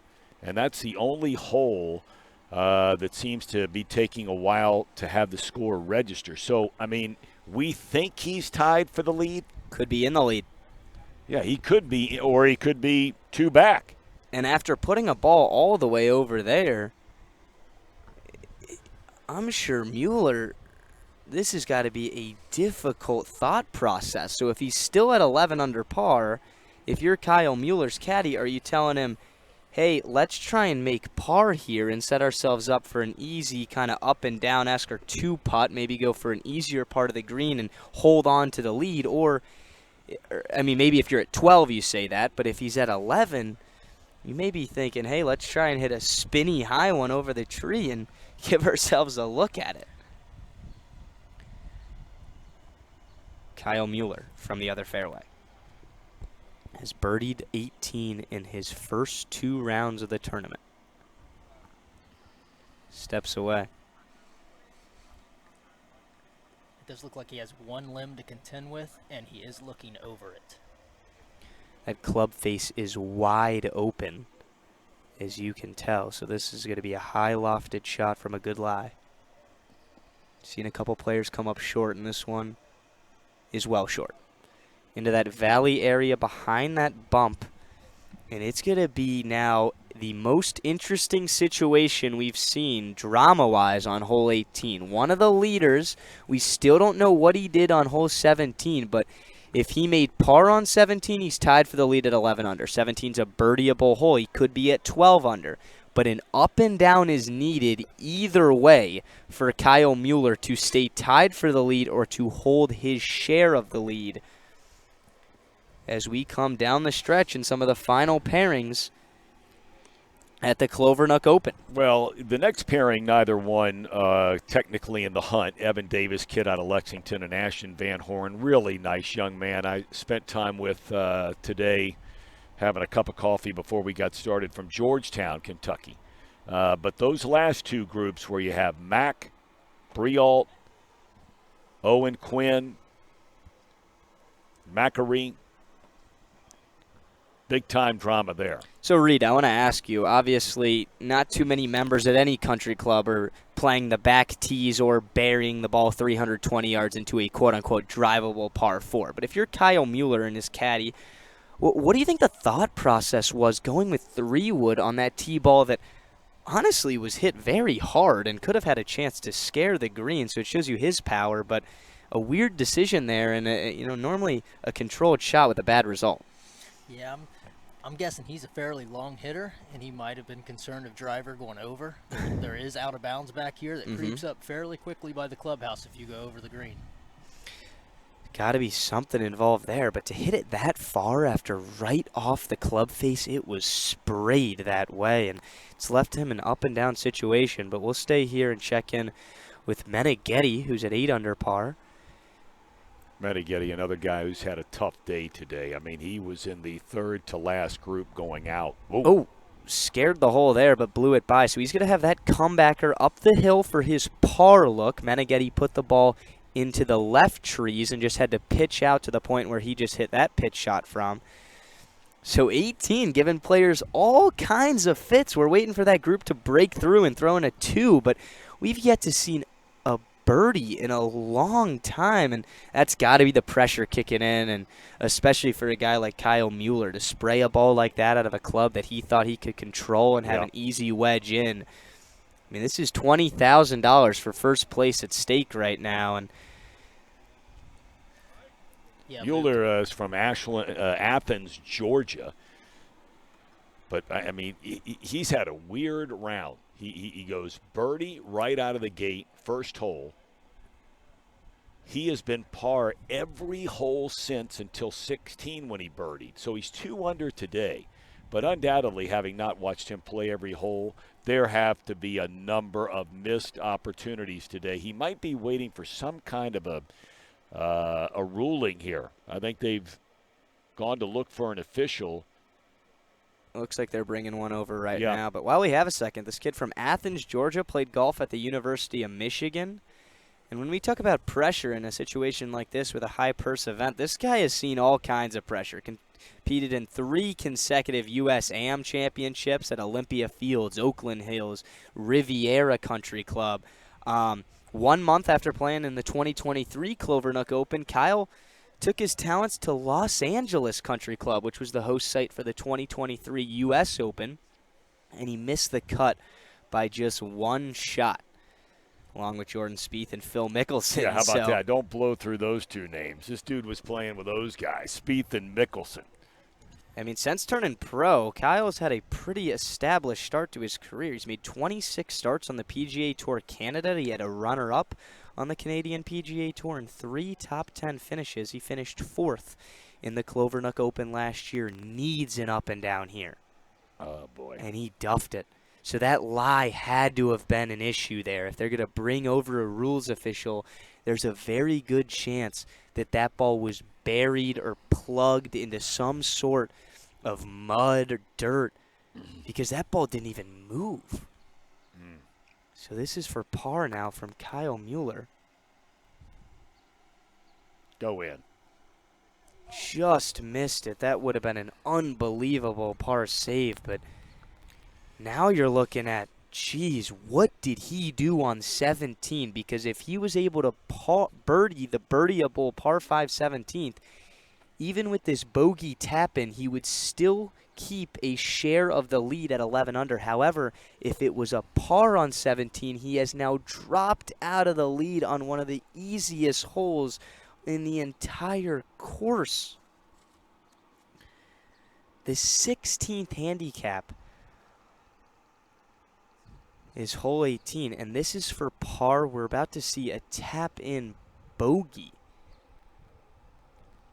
Playing difficult in the final round Sunday. to say the least. Here's Meneghetti for his par attempt.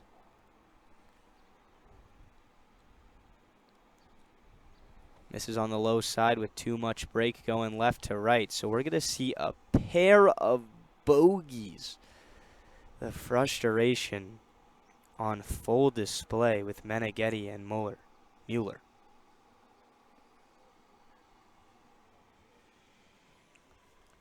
Boy, and we still don't know what he did at 17. I sure wish we did know, because that makes it tough to sit there and, you know, ask what was on his mind or what he might have been thinking when he stepped up there, as you mentioned, Luke, with a 3-wood off the tee. Because if he was tied for the lead,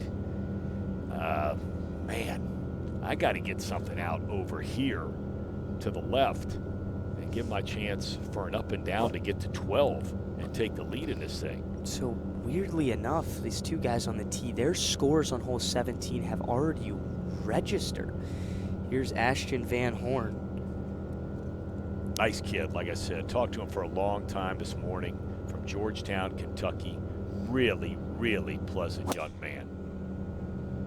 Ashton Van Horn attended Belmont University, Yep. and add this to the tally of balls sprayed out right, and this is the deepest drive of the day. This one goes over the green pretty much, off to the right. It's in front of the Chatterbox scoreboard, and it's right behind, with a little room, of that big bump we saw Mueller just have to play his shot from.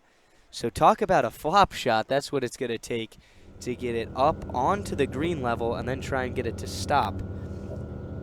And then his playing partner, Evan Davis, is also his, fellow alumni of Belmont University. Yeah, Both of these guys Belmont grads. They're renting a house together this week with another Belmont grad in the field, and even though they did not play at the same time, Evan is much younger, who's hitting now. He just was the 2-time Ohio Valley Conference Player of the Year, so he's not even 2 full years out being a professional. Boy, he started that way left. Let's see if he's trying to cut it back towards the hole. That would be the way to do it with the wind, and this one has reached the green. It's just on the fringe, on the all the way left half of the putting surface. So he's going to have a long try there. He could still hit a wedge from that point, considering he's not actually on the green, but nonetheless, an eagle look here for a guy that's at 8 under. What a tee shot, Luke. Hitting a fade into that headwind, he really had to hit that hard. Unbelievable stuff with the power it took. You talked about Evan Davis being a lot younger than his playing partner, Ashton Van Horn. When you look at Van Horn, this guy's played around. We talked about the Korn Ferry Tour a lot, kind of the step below the PGA Tour. He's made 21 of 61 cuts on the Korn Ferry Tour, but we want to shoot this one out to hole 17 with Trace. He's picking up with some guys that are very much in the hunt of this tournament. Yeah, Bo's got to look here for about 40 feet for eagle. Little bumpy coming out of the front fringe. Needs to hustle up just a little. And that'll be a kick and birdie for him. And then we've got Willie here on the right. He's got about 6 to 8 feet. Right to left for birdie. Missed his second left.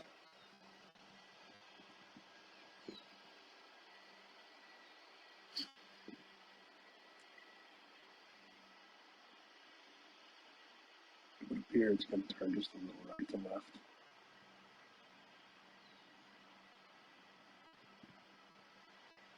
Really making sure he nails down the line on this.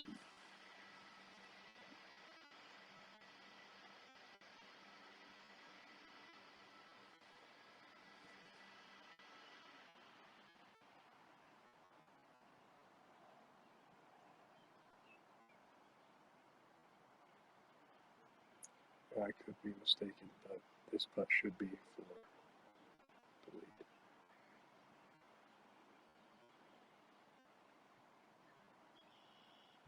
Oh, just short. On the left side. That'll be a kick in par.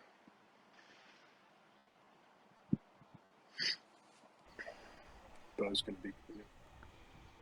The pressure kicking in down the stretch. You saw Brielt with a beautiful lag from off the green. He'll tap in his birdie to move to 9 under par, but the biggest story there was that near miss just off the edge of the cup.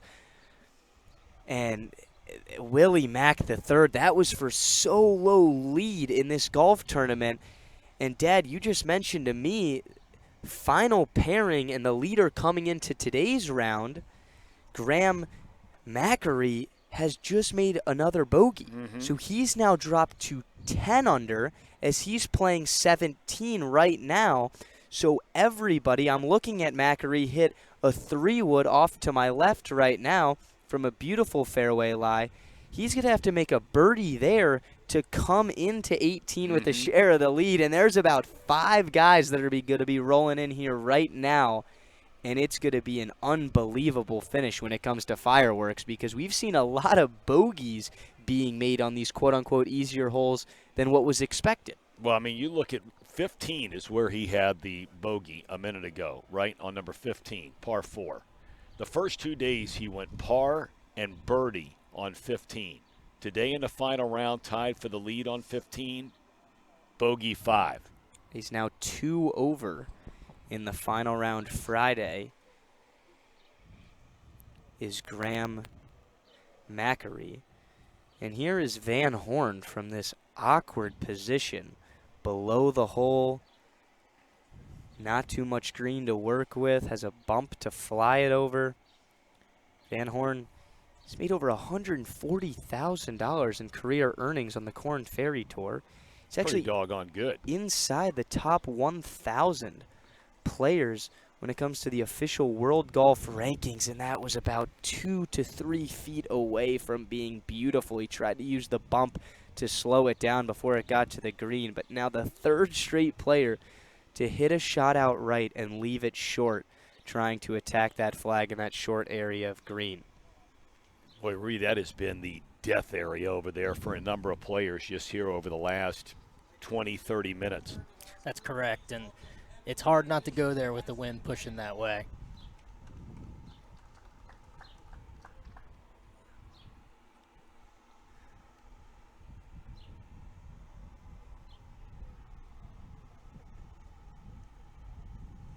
Van Horn will play again from off the green.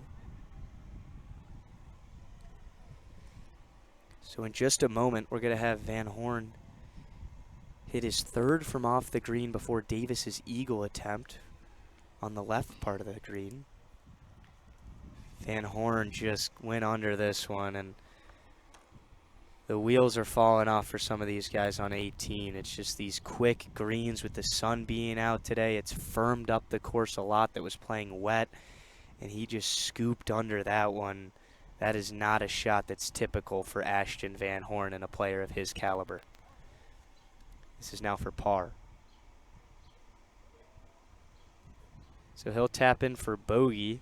Ashton Van Horn will finish up his tournament. This is a guy who played in 23 Korn Ferry Tour events just last year. So a distinguished pro on a legit tour in Clovernook Country Club, giving him some fits down the stretch. Yeah, he had a tough final day. There's no two ways about that one.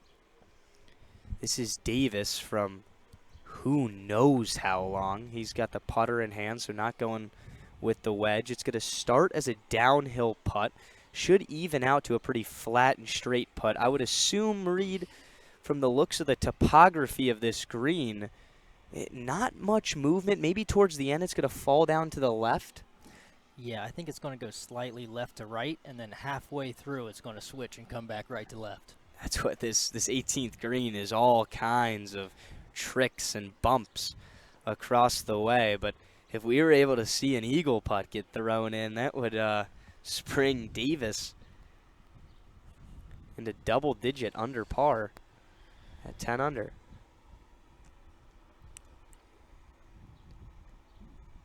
Weirdly enough, both Van Horn and Davis, two guys in the third to last pairing, and they don't really have a chance at it. But right after this putt, we're going to go to Reed, who's on 17 with the leaders.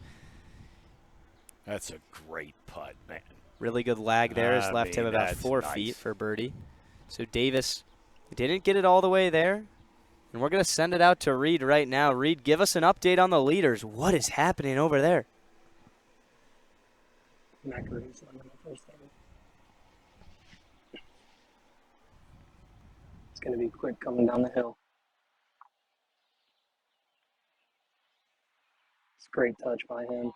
I'll have a really good look, about 4 or 5 feet for birdie. Up the hill, breaking a little right.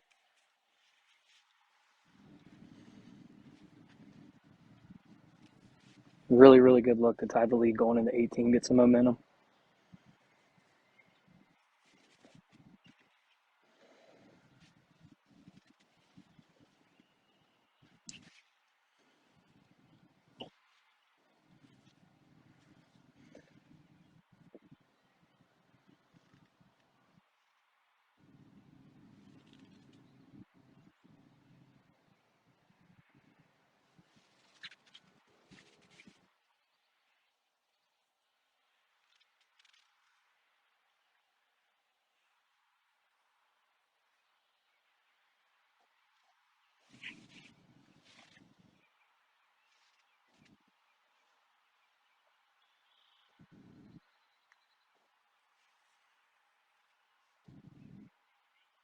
Come on.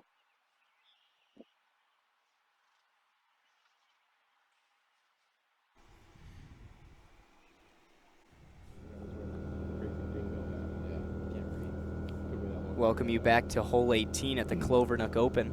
Waiting for the green to clear. It was a birdie after a beautiful lag on his eagle attempt from Davis. So the pair of Belmont grads are done with solid finishes. It wasn't great coming in. Oh, Davis, that was a nice birdie. I mean, he drove just off the green, nice lag, dropped it in for a birdie, so good for him. Good finish there. Van Horn, just a disaster there at the final hole. But here we go. We got 4 players left. And where we sit now, you have 5 players tied for the lead. All right, let's put it this way. On your screen right now, Briald is at 8 under. He birdied the 17th. He's at 9 under. So it's going to take an eagle to share the lead at 11. This one's blocked off to the right. That's with the... It cleared all the trees. You're going to get a look at it here in a second. He's going to have a good chance at putting one close for birdie. Yeah. So the wind has definitely toned down or something in the last hour because guys are hitting the ball further than they have all day on hole 18. But this is the guy that everybody should be watching when it comes to an interest of who could win this tournament and who could win it without a playoff hole. Willie Mack III has a chance to make birdie here on the final hole of the tournament. On the 56th hole of play. It takes sole possession of the lead. Solo lead. Yep. And it could completely block out all these guys who are in the clubhouse at 11 under, and he does not like this. He's left. I never saw where he landed. Looks well left. We'll see if he does find tree trouble. It opens up a whole lot more to the left than the right, but Willie Mack dropped his club into his left hand, dropped his shoulders, was not pleased with that swing. However, he's got to make par to at least put himself in a position to be tied with numerous guys. I mean, Mueller's in at 11 under. Jacob Sullen is in at 11 under. Blake Mom, Wes Horman, who finished, it feels like, decades ago. And, Homan was the first to finish maybe 2 hours ago. Yeah, but and if you're wondering, there is a playoff today. I'm assuming they'd play 18 again. That's what it is. It is. If it does go to a playoff, they will play 18. And the only people that could prevent it from being a playoff is Macari has a good birdie look from about 4 to 5 feet on 17 that Reed just tapped us into. So if he can make that birdie, he'll come to 18 in the same position that Willie Mack just played it at. Willie Mack has a chance to birdie this. And speaking of Reed at number 17, let's check in with Reed right now. Reed, take it away. Yeah, Macari coming off 17. He did make the 4-footer for birdie too. He made the birdie from 4 feet, and he's got a great look here at 18 with tie for the lead right now.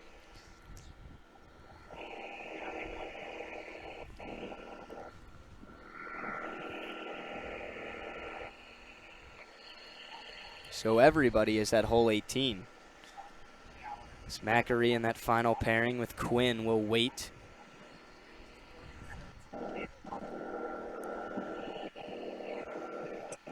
Tell you what, that's stepping up if you're Macri.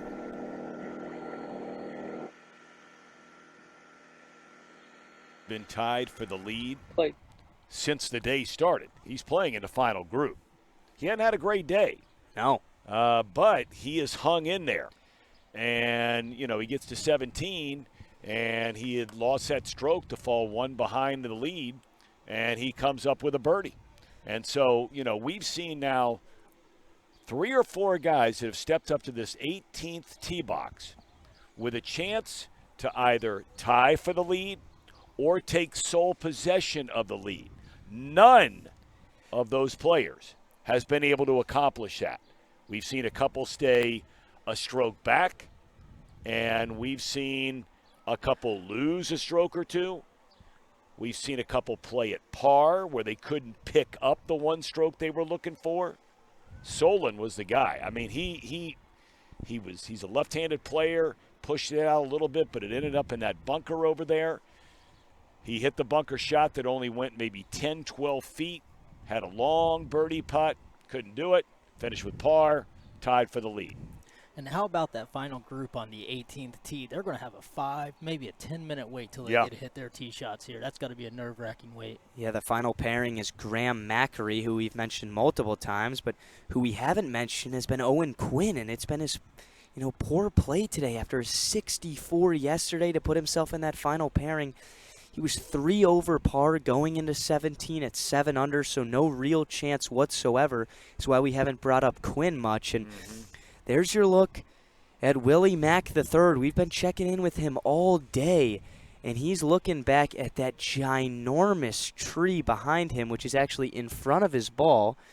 And we're hearing from our on-course correspondent that he does have a window. The picture of the lie looks very good. It is in the rough and not in the fairway on the hole adjacent to number 18, or if you will, a parallel to 18, which Reed is on right now with Willie Mack III. And if you're Willie, are you just trying to knock one down there and try and get up and down for par? Or are you really going after this flag?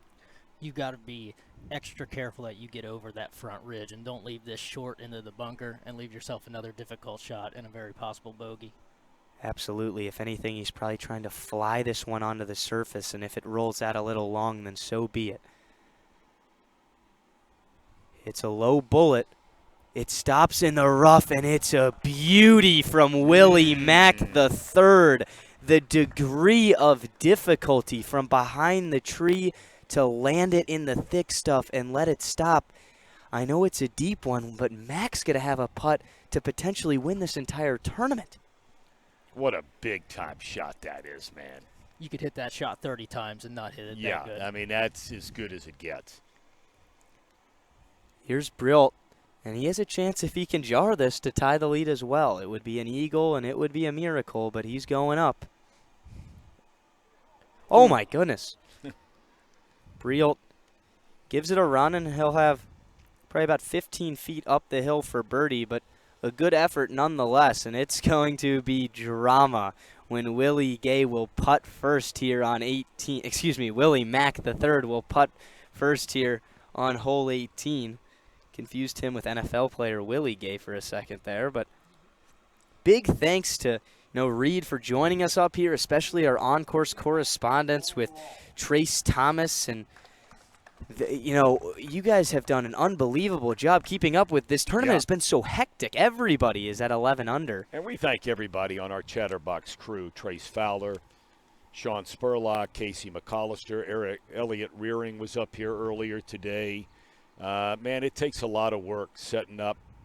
Our camera guys, Noah and Jeremiah, have just been fantastic, and we cannot thank them enough. It's a lot of work, man. First time at Chatterbox we've ever done something like this, and we hope we get a chance to do it again because this has been really cool. It's a great event. Tom, if you don't mind, I'd like to give a special shout-out to Chris Hatke. Yep. Member here at Clovernook. He is very much in behind the scenes of organizing this tournament, organizing the sponsors, the concerts, and just everything that goes on with it. Absolutely. He has been fantastic. He's made sure that we all knew what was going on out here about all the players and anything we needed to take care of, along with David Wederick. It's been a great crew. All right, let's not get away from the biggest putt of the entire tournament. It's going to be from Willie Mack III at 11 under par. This is for a solo outright lead on hole 18. This one's moving. Whoa. He was not going to be short going for the win. That was Mack not going to happen. misses on the low side, but he's left himself a little bit of a knee knocker, if you will, for par. Remember, Macri is on the 18th tee right now, also sitting at 11 under par.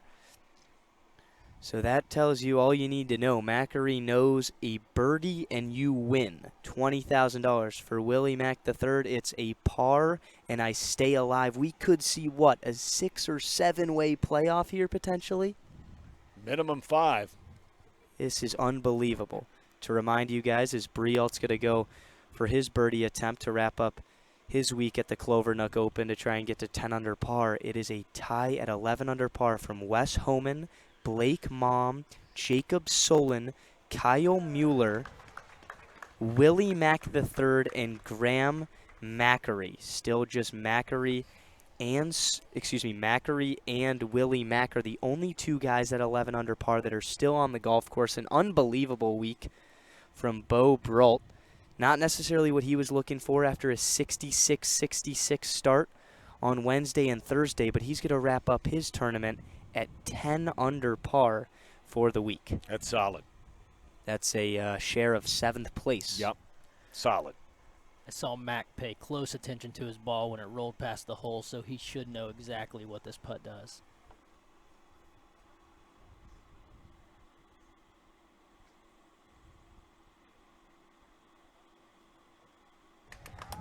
Mac delivers the goods. After a rough lie and some tree trouble after a wayward tee shot, he makes par and escapes hole 18, staying at 11 under par. And now to the task at hand, it's going to be Owen Quinn first, who's currently well back of the lead. Quinn is at 8 under par on hole 18 right now, but it'll be the guy who plays second, Macri, that all eyes will be on. A chance to win the Clovernook Open. Luke, looking at the top of the trees, the wind has definitely died down. These guys will be able to reach this green. This one looks pretty good. It's cutting down the middle. It started on the left side.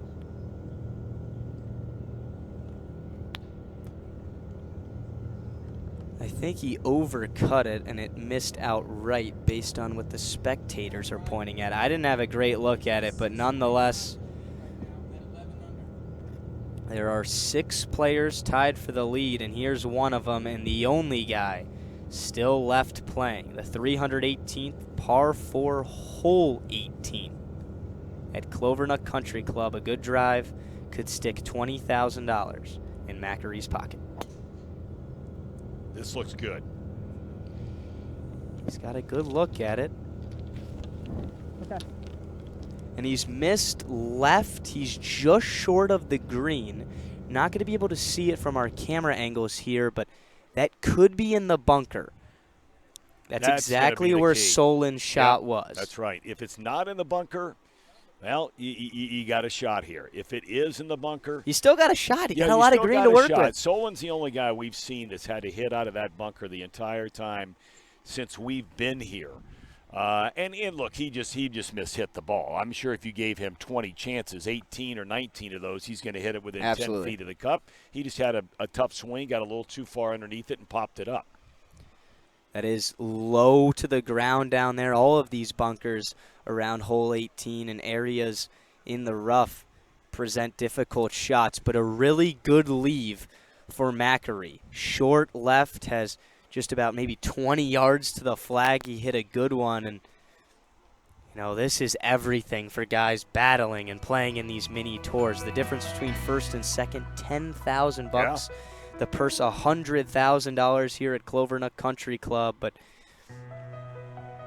what an event they've put on, all the charity sponsors involved, all of the members and spectators, family members gathering around hole 18 right now for what could be the end of it all right here, or we could be propelled into, what would it be, a 1, 2, 3, 4, 5, 6-way playoff potentially on hole 18. And you know, Luke, you mentioned the charities. There are 3 charities that are the benefactors of this event.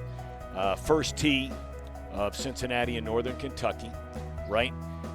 They figure to get somewhere in the neighborhood of $10,000, $11,000. You have a club emeritus for a longtime pro that was here, that they also raise money for his foundation, which they figure anywhere from $8,000 to $10,000.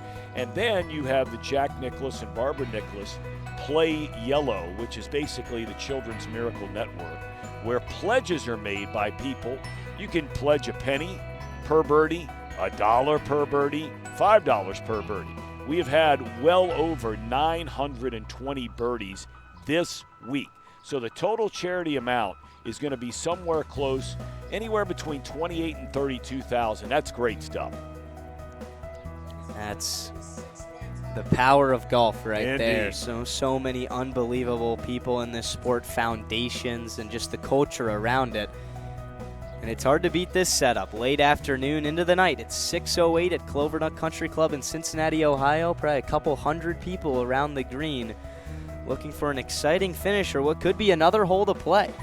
I mean, a a few thousand here tonight, big boy. A 6-way playoff would be something I've never seen before. You're right. I don't know how that would look. I don't know how that would space it out, but Graham, You let all 6 guys tee off at the same time. You have in to. high school golf, that's what they did.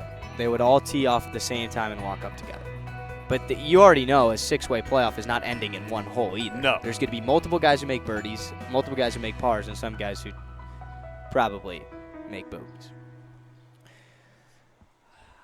Luke, it looks like he is not in the bunker. From where he is right now, it doesn't look like Macary's in the bunker, but I will say he might be stepping into the bunker and maybe taking practice swings, but the route that he just took to the green, I don't think he's in the sand trap.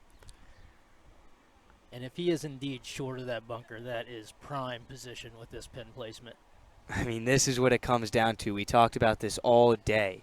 An up and down, a big pressure moment that goes your way, doesn't go your way, and that's really the difference between these guys and, say, the Korn Ferry Tour, the PGA Tour at Quail Hollow right now. And it's been an unbelievable week from Graham Macary, a 66 in round 1, a 65 yesterday. He hasn't played great golf today, but just enough to put himself in a position to win it on hole 18.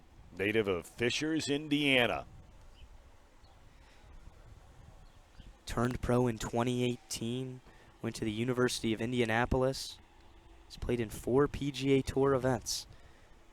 This one released off the front of the green, and it's getting better, but it is definitely a putt to win it is what we're going to have. I'd probably say that's a 12-footer from Macary, maybe a little deeper than that. Yeah, but it looks a little bit longer than a free throw in basketball. That That's looks what like these about a 17-footer there. These guys have had that putt all day. It's probably around a 50% make rate. Here's Quinn from the trap. Boy, that's a great shot. I mean, from that trap, that is a great shot.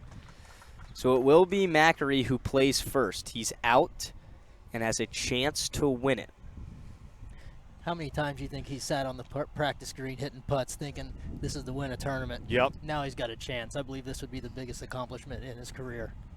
We would be witnessing a breakthrough moment for a guy who turned pro in 2018. His mom made the drive up from Indiana for the final round today. We saw her on the first tee hours ago. You know, you just can't put into perspective what this amount of money would mean to these guys. Look, all of us would be thrilled to win $20,000. Don't get me wrong, but these are guys that are spending so much of their own money out on the road, staying at hotels, staying in a bed and breakfast, staying in an Airbnb, an entry fee to get in the tournament. This tournament costs $900. Talked to a dad earlier, his son sharing an Airbnb, one of the players here, spending another $500. So you're $1,400 in the hole, and you haven't even taken a swing yet. 20,000 bones and about 20 feet away, if you will. It's Graham Mackery. Just a reminder as these guys line up their putts, it's Wes Homan, Blake Mom, Jacob Solon, Kyle Mueller, Willie Mack III, and of course the man on your screen right now, who are all tied for the lead at 11 under par. The way they've got there has been so wildly different. Mackery's even on the day. Wes Homan shot 7 under today. We saw a 6 over from Blake Mom.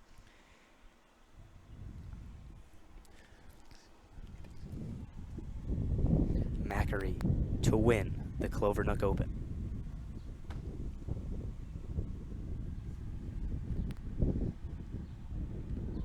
Just short. We will see a playoff of 6 players after Owen Quinn finishes up. And Luke, that putt he had, it's just hard to read and tell which way it goes, and it's hard to hit a decisive putt when you don't know where it's going to go, or even if you think it's straight. A straight putt is one of the hardest putts in golf. This pin position has given guys trouble all day, and to leave a putt like that short, you can see the frustration and nerves from Mackery. Quinn hasn't been his day, but a heck of a week for the Lehigh grad. Still one of the younger guys out here, and he has all kinds of potential.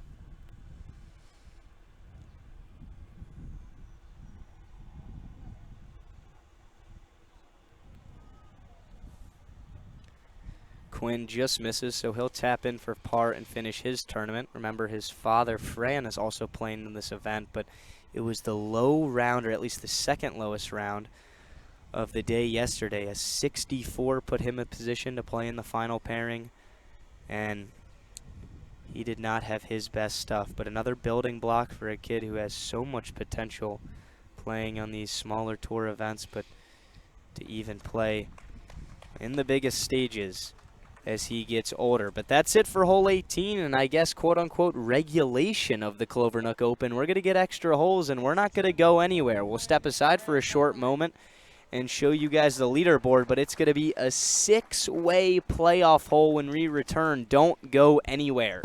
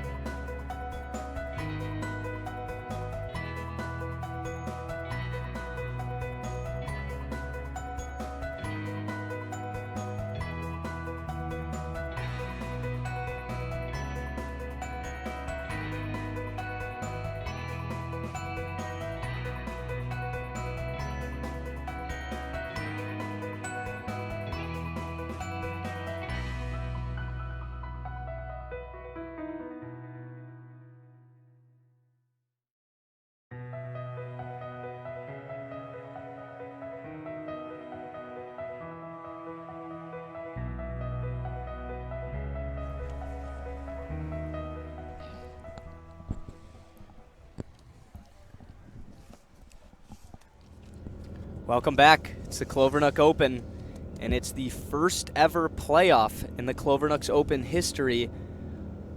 It's Graham Mackery that will kick us off, and it's not just any other playoff, guys. It's a 6-way playoff. This is unbelievable. The last guy who played hole 18 will lead us off. And a little club twirl. It looks like Mackery likes this one. Puts it in the left pitching area. Yeah. A little bit further back from where he was earlier when he made par just moments ago. I believe he'll be able to control that one a little better. I think it either stopped in the fairway or in the first cut where he will have a better lie than he did before. That's a great shot. Now this is Jacob Solon, who maybe played golf an hour and a half to 2 hours ago. A couple of these guys have been in the clubhouse for a long period of time. Solon pulled this one a bit, and this is outright. He did carry and get through the trees, though, so he's in a similar position with not too much green to work with than we've seen a few guys, and we're yet to see a birdie from that area in a long while. Right here is Blake Mom. Okay.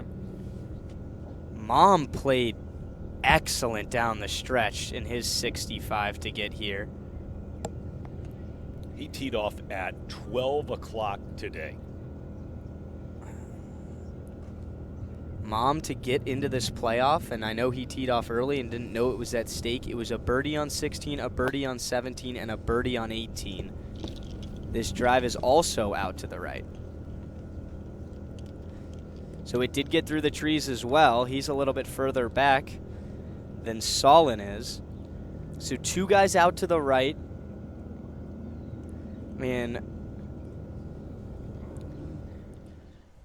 Mackery with the good ball down the middle. So Mackery, advantage goes to him. However, what's going to be difficult with this playoff with 6 players is they're doing 2 threesomes.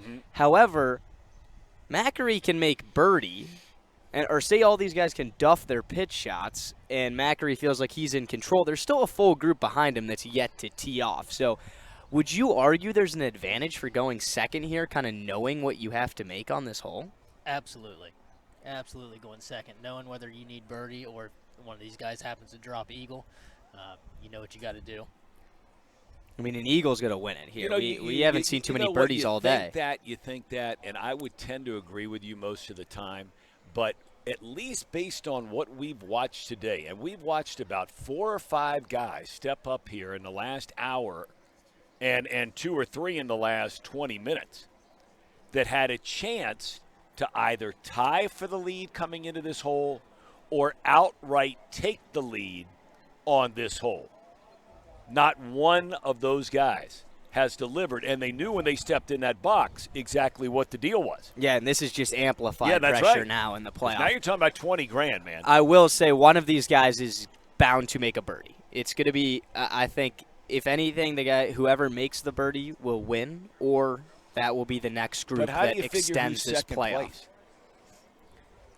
Ooh, well, so that's when you can cut that doesn't matter, because you can take, so if there's a tie for second 3 ways, you take the money for second, third, and fourth, you total it all together, and they all split it. That's how the ties work money-wise. Or at least on standard tours, that's how it works. There's no playoff for second place. But just another reminder, $100,000 purse in this event, $20,000 to first place, $10,000 to second, and $7,500 to third. So much at stake for a lot of, young golfers traveling week to week, the grind of mini tour golf just on the verge of breaking through, and this would be an enormous breakthrough in Cincinnati, Ohio for any of the 6 guys on the tee box. And there's Graham Mackery, who was in the final pairing and the solo leader coming into today's final round, and he stayed the course but never really excelled. He had a chance to run away with it. The 2 players that made the biggest breakthroughs late were Solon and Mackery. They both had birdies at 17 to put themselves into a tie for the lead. Now, they both had a chance to win it on 18, or pardon me, to take the lead by themselves. Mackery to win it outright because he had the last putt in regulation. But those two guys, of everybody that finished here today, they delivered the biggest holes late. Willie Mack pretty much had a chance to Yeah, win it you're as right. well. He ended up with a par, but it was a miraculous second shot. And how about Blake Mom's last 2 days? You know, he started on day one with a 1 over 72. He could not have been happy with that. That was arguably one of the easiest days. And then he shoots back-to-back 6 under 65s. Just excellent golf. Man, unbelievable. All right, so let me ask you this, Reed Shelton. Of the 3 shots, and I know you can't see the lie, we can't tell exactly what the lie looks like. It's safe to say Macaree's is really good. Because he'd be able to Position pick it up. A for right, Macari, that's for right. sure. I mean, he's the guy, if you had to have any of these shots, that's the one you'd want, isn't it? I believe so. He's going to be able to control that pretty well. He's got ball in hand, so he is in the fairway. Also, to the right, Solon appears to have an uphill lie, so he's going to be able to elevate that ball, and it's going to hit the green. It's going to stop where it hits. So he's probably number 2 in the list of positions. I will say that uphill lie looks extremely steep for the left-hander Solon as he gets ready. I think it'll be Mom, who's going to play first. Macari just got the cue from Mom, and he is going to go. Mom is going to go. I have no idea who's going to go. These guys are each stepping up to hit their shot, and for all I know, they could be hitting at the same time. It will be Macari to play first. Macari going for a little chunk and run here, and this looks really good, guys. Man. Very nice. That's almost the exact putt he had to win this tournament about 20 minutes ago. Yep. A little bit inside of it, but that is a good look for birdie. Here's Mom, and for him, it was great golf down the stretch early and not too many high-pressure situations considering of his early tee time. He didn't know he would be in a position like this. Stuck around, hit balls, continued to watch the leaders make par after par. And he's in a position here to potentially win it.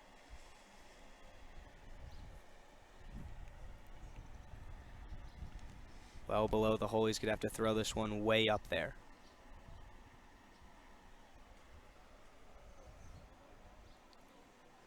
Ooh, gets a fortunate bounce to get on the green. That landed a little short of where he was aiming. Seen a lot of guys come up short from that position, and it's understandable knowing you don't have too much green to work with and you want it to stop. However, the guys who have really left it short has put themselves in worse positions than deeper than the hole. Here's the left-hander Solon. Luke, this is an exciting shot. This is going to be way up in the air, almost 40 feet in the air. That goes way by the hole. That needs to stop. So, no guaranteed birdie out of the first threesome to come through 18. It's going to be Solon who plays first from the near side, closest to us by the 18th clubhouse. And then it'll be Mom, and then another somewhat short one, but definitely makeable one from Macari. Remember, there is a full another trio of players on the tee box right now that is in this 6-way playoff that is set to play next. We got a lot of guys in our Chatterbox chat. I mean, if we had a casino on this thing right now, they all got their guys. It's kind of fun to check in and see what guys think about who's going to win this thing. A lot of them seem to be rooting for Willie Mack III. Kyle Mueller's got some fans out there for sure, because a lot of these guys are from the general area.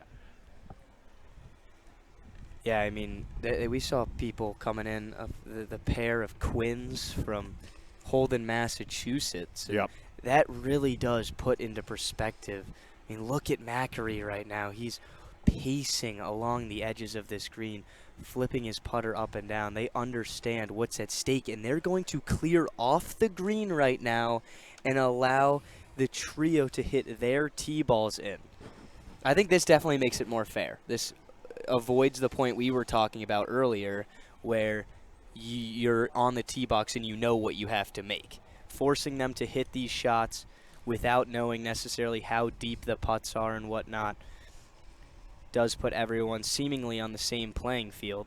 All right, so who we got stepping up there first? The trio we have left, we have Homan, who's had the best day of anybody today, local kid. We have Kyle Mueller and Willie Mack III.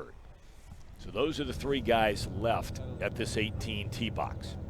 So it's going to be Homan from my angle, and now we have the tee box on your monitor in front of you. Homan's going first, and it was a 64 in the final round for Wes Homan to put himself in a position to potentially be a 2-time Clovernook Open champion. This was the inaugural champion. Homan, a Cincinnati kid. He is not new to pressure. He's won on the PGA Tour Canada, and he's competed in more than 60 PGA Tour and Korn Ferry Tour events. You could kind of tell by the round he played, because if you're a leaderboard watcher, you were not looking at this guy's name, and this looks like a good tee ball down the middle here. He teed off at 11 o'clock this morning. Second to last group to go, and that's dead perfect. Without reaching the green, that's perfect. Yeah, if Homan had 20 more yards on that, he'd be trickling onto the green, but lands just short of the putting surface, as you can see there, and he'll have a very straightforward wedge with a lot of green to work with into this back right hole location. Next up,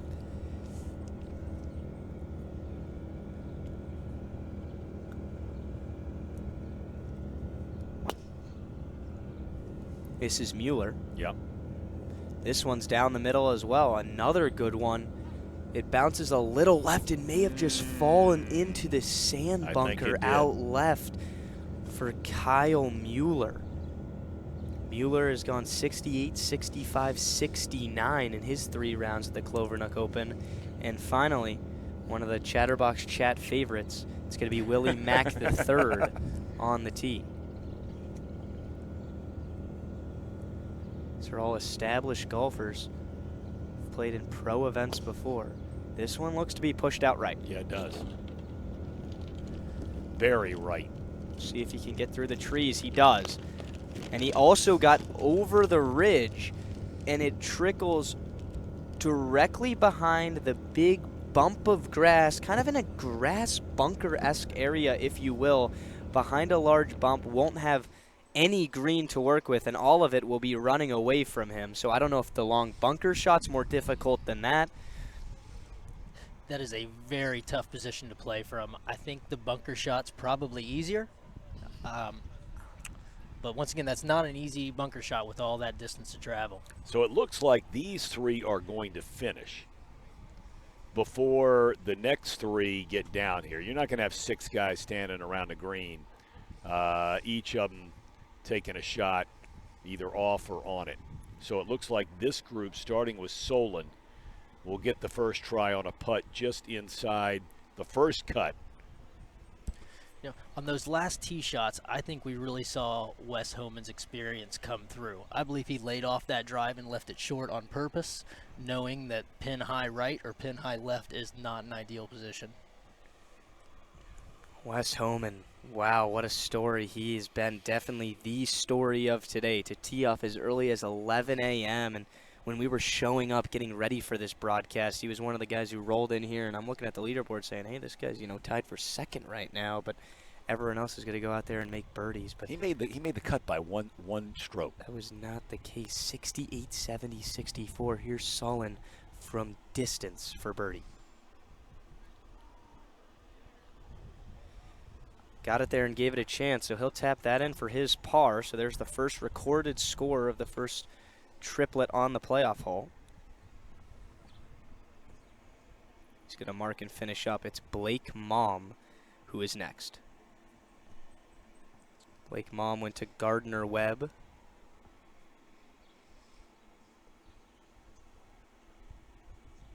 He's 29 years old, from Greenwich, Connecticut. He's played in 21 professional events on the Korn Ferry Tour and PGA Tour Canada. He's made 9 of 21 cuts. Official money in all of those cuts made, $18,000. He's playing one hole playoff for potentially $20,000. Reed, this putt looks to be going uphill to start, and then it's that tricky putt. What do you have here? I believe it's slightly left to right and maybe straightening out at the end, possibly even a double breaker. He's in a little bit of a valley here on his putt. Mom for birdie. Nope. Missed it low and short.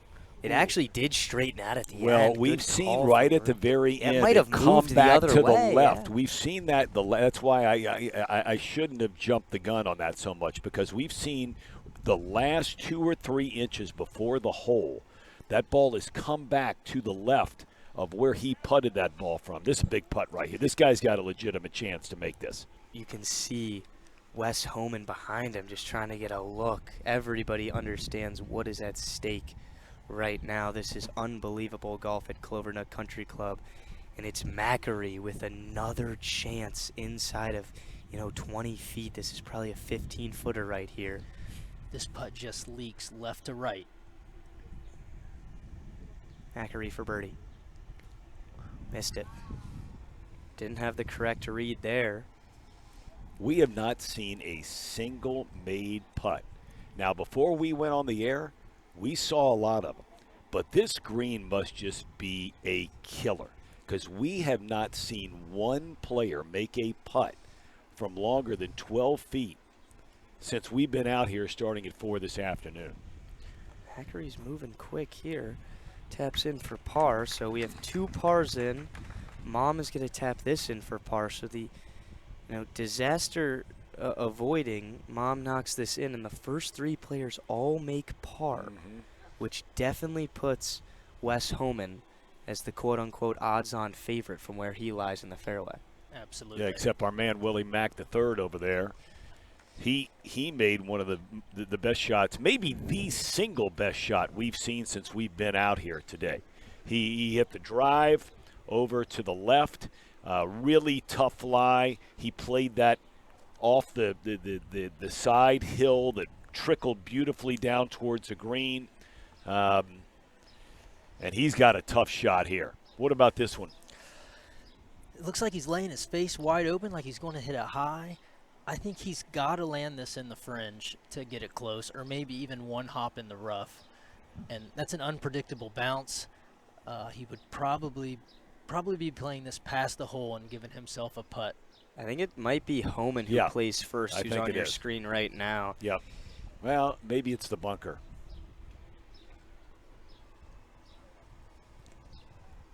I would think Homan's away here, right? Both Homan and Mueller have caddies. I believe so, and Homan's got the ball in hand. He's got an absolute perfect lie. This is not a difficult shot. All right, so but setting up your next putt, where do you want to try to lead this? Clearly you're going for the pin, but would you rather be left or right of it? I don't think there's a particular position that you're looking to leave it. I think he just wants this in that 3-foot circle that they're aiming for. Yeah, none of these guys have been long once, and for good reason. I know that's a back flag, but everybody's been respecting the release of this green so much all day, and it hasn't spit out too much. We'll see if Wes Homan tries to hit a spinner from a pretty straightforward lie here and run this close to the flag. It looks like he's setting up for the check and release shot. He's going at it. He's going to need some spin.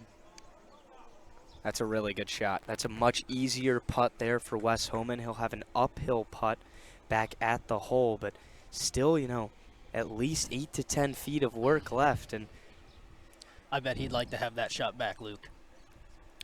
Absolutely. However, in these high-pressure situations, you already know the 3 players who made par in the trio before are now holding their breath just as much as Wes Homan will be holding his on this next putt. All right, here we go out of the bunker. This is Mueller.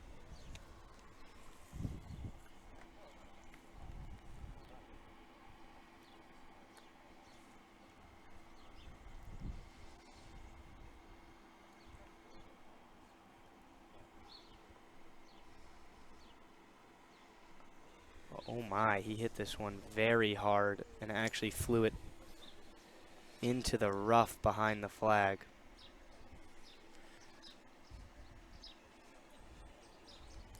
Although that's past the green in the rough, it seems to be sitting good. That is a very makeable chip for a player of his caliber. It's crazy what pressure will do to these guys. I'm sure you could send them over to 16 right now where there's no gallery and no massive $20,000 check waiting greenside for the winner, and they would get up and down from just about anywhere and make it look easy. But right now, that is not the case. Here's Willie Mack III. I got a feeling this guy's about to make a shot. Club face is wide open. Mack goes up. This could be really good, guys. Wow. Unbelievable flop shot from Willie Mack III, and he's going to have a tap-in birdie. That might be shot of the tournament. Well, his last 2 shots off the green coming onto the green have been 2 of the biggest shots he's hit all day long. I mean, that's why I said before he took the shot, I just got a feeling there's a big-time shot coming, and that's a big-time shot. So he's in for birdie. One of these other 2 guys.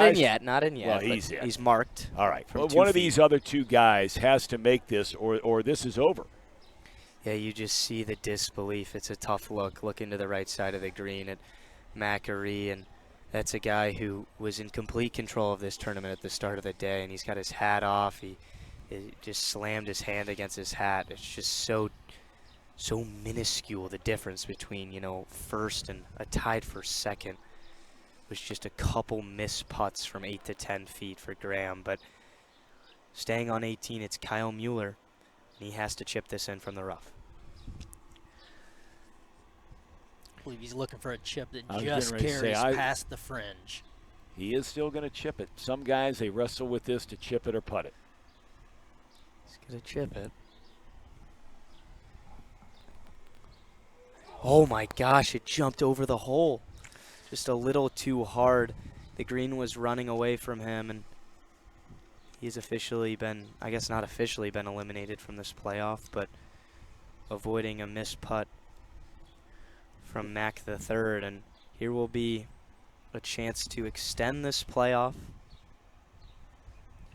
from Wes Homan, who shot 64 today. Uphill putt, slight left to right break. He knows he has to make it. He's not going to leave it short, to say the least. No. I believe he wants to start this ball just outside of the cup. To which side? Right side? Left side with Left the putt side. breaking Okay. from his left to right. This is the winner of the inaugural Clovernook Open in 2019, played collegiately for Xavier and Southern Methodist University. He won on the PGA Tour Canada in 2014. A very experienced pro, to say the least. The Cincinnati kid, Wes Homan, to try and extend this playoff.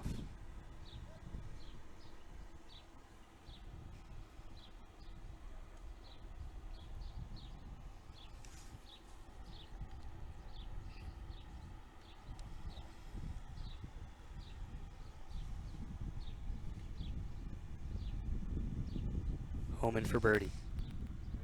What a Trips How it about in. that? Wes Homan, the guts on full display at Clovernook Country Club. And a big high five with his caddy has extended the playoff. How about that? First putt we've seen. I think that just shows the pressure experience he has playing on those You called major it. tours. You called it. You said you thought he would be a guy to have an advantage here. I mean, that is an unbelievable putt, knowing especially that Mack hadn't gone yet. I know he's quote-unquote in for birdie. Here's his tap-in right now for Willie Mack III. It's Homan and Mack. We'll do it again. Everybody up against the ropes. Put them in a golf cart and do it again. All their tails back there quick. Can't ask for a better tournament when it comes to a drama perspective than this.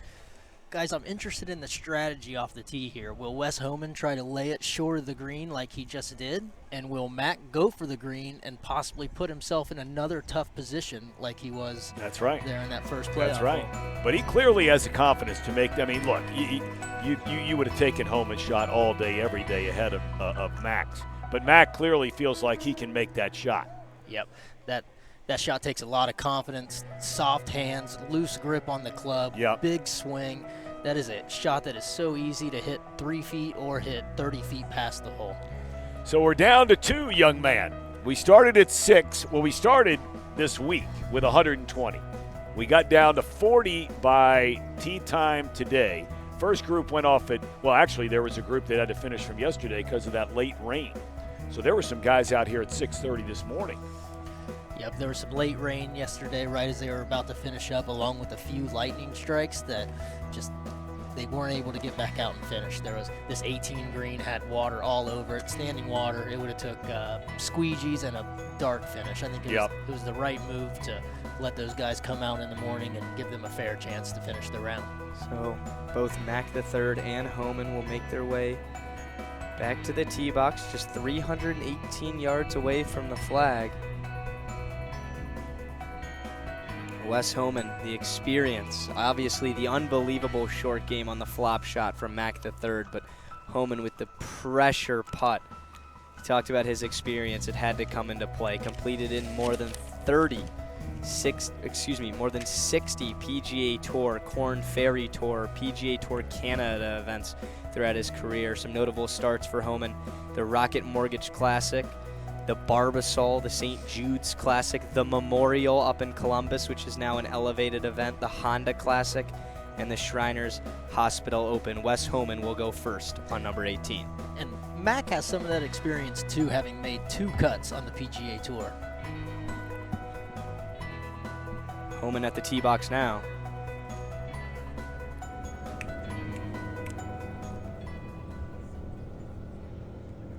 Homan put one just short moments ago. We'll see if that was because of his driving distance and he decided to play accuracy more, or if that was just the best ball he could hit, knowing. I know Wes Homan, and he has the power to reach this green if he rears back and goes for one. Backs off of it for a second there. This one looks to be in a similar direction, right down the middle, quick tee pickup. Let's see how far it can get. It's a little more out left. I'm not sure if the bunker extends all the way over there, but it didn't look like it based on the way the ball bounced. That could be another straightforward pitch shot, but this time from the rough. And I think we would have heard something from the crowd if that thing would have dropped in the sand. I think you're right, Luke. That's on the grass. I do believe it's on the grass. He might be close enough to that bunker, though, where he has an awkward lie and has to stand in it. I will say, if he does have a good setup and a proper lie, that is probably an easier shot than his last. His last was more straight on with the flag, which left him kind of a weird downhill pitch, but uphill for the first part of the green. He has a significantly better angle at this back right flag from there. Here's Willie Mack III, and he showed on the last drive, he definitely has the power to reach this hole. And he went after it. He sure did. He goes for the quick tee pickup. Let's see where this one ends up. Over on the left, that might be in the bunker. It's right over in that neighborhood. We can't see it because there's a little lift that then drops down into the bunker. Weren't able to tell if that shot is in the bunker or on the grass. Got to give Wes Homan credit, man. A guy who barely made the cut, shot 70 in round 2, came into today. Obviously a pro who's played in multiple events throughout his career, but he never let off the gas. He knew he was going to have to post a low number today, came out, shot 64, and was just able to leaderboard watch. And there wasn't too many birdies made in those final pairings, just held on, made the playoff. And now he's in position A in the final pairing on the second go-around of hole 18 at Clovernook Country Club. This 18th hole was absolutely played tougher than anyone would have expected today. Homan graduated from Summit Country Day School going back a while. I mean, 22 years ago. He graduated from high school, and Luke mentioned earlier he went to originally Xavier to play collegiately before transferring to SMU down in Dallas, Texas. Been around a long time and staying with it. His dad, Chip, we had a chance to say hello to him a little bit earlier today. He was out here, been around, big Xavier guy for a long, long time. And Willie Mack III grew up in Orlando, Florida. And they're the last 2 men standing. 2 established professional golfers in this field. Guys who've been around. Obviously, if you just look at Mack, he does have that Farmers Insurance sponsor. So this is a guy who's been around enough to pick up a big sponsor. Obviously, we talked about Homan and all his experience and his win on the PGA Tour Canada, his runner-ups, and just over 60 events played professionally between those 3 big tours that everybody talks about. But Nonetheless, it will be Willie Mack III from the sand bunker. You see us moving around on the camera right now. You can't even see where he's hitting from right now. Trace Fowler, the boss of Chatterbox Sports, is out there with his phone, and we're going to try to link into that phone to take a look at the lie that Holman has. You talked about he could be in that rough, and his feet may be down below him a little bit. So there's above Holman's lie right there on your that screen. doesn't look like an easy lie. That definitely doesn't look difficult, though. That is some thicker stuff. However, with that much green to work with, the only real difficulty with the thick stuff around the greens is the ball is not going to stop that well, and you could cut under it. But it's going to be a pretty straightforward bump and run for, like you said, a pro who's been around the block quite a few times. Luke, I believe the view of that ball we just had was actually Max. It's slightly left of the bunker, and Wes is slightly right of the bunker. I don't believe we've seen Wes's lie yet. Wes looks to be in a little bit more of a thin cut, a second cut, if you will, to the fairway than Mac, then, if that was his ball, is definitely in the thick stuff. I'm getting word both lies are decent. Just sitting down just a little bit, but not too bad. Okay. It's been Mac who's pulled off somewhat of a Houdini act his 2 times around this hole already. On his final hole of the actual tournament play, not in playoff play, he sprayed it out left behind that tree directly behind him. Was able to hit a little bit of a stinger punch onto the surface and save par. That's why he entered the playoff. And then the up and down for birdie is why he's extended the playoff. Here's Mac from the rough. This looks really good. Really good. Unbelievable short game from Willie Mack III, another beauty, and now the pressure is on Hogan to throw one tight. Boy, I mean, his second shots the last 3 times he's played this hole have just been incredible. Mac's short game has really shined. Here's Homan from the rough. Mac has about 4 feet left. I'm expecting this to be a very similar shot, fairly low. It's going to hit the green without spin and tumble and roll out.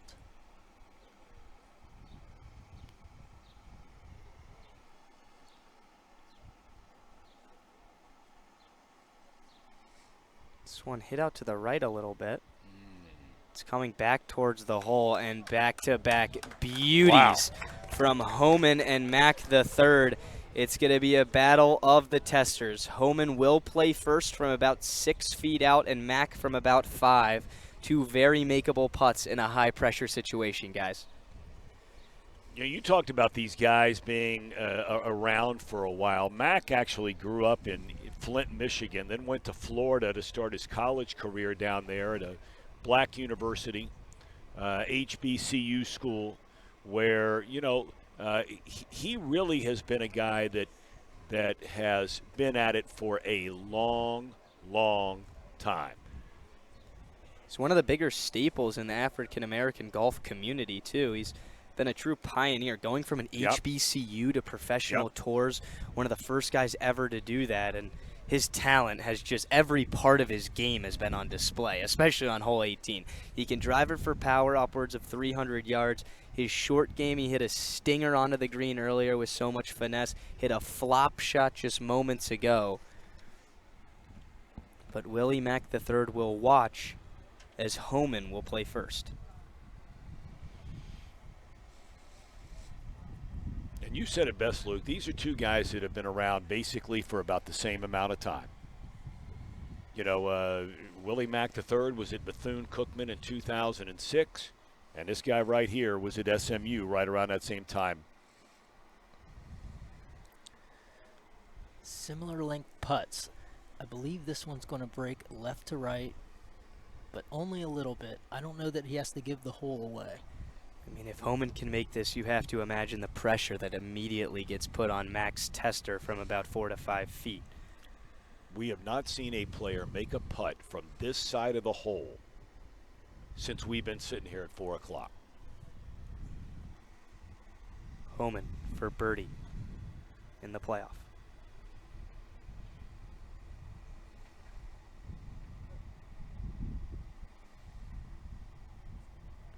Missed it. We Easily still one of the haven't seen- trickiest putts. It has to be in all of this Cincinnati area because none of these pros have smelled the hole Nope. on any of the putts from the exact point No. that Homan just hit his. They Not- can't tell if it breaks one way or the other. Yep, not one. And to be fair, we've only seen one made from basically where Mack III, and this is for the goods right here. A $20,000 putt, if you will. Willie Mack III to win the Clovernook Open.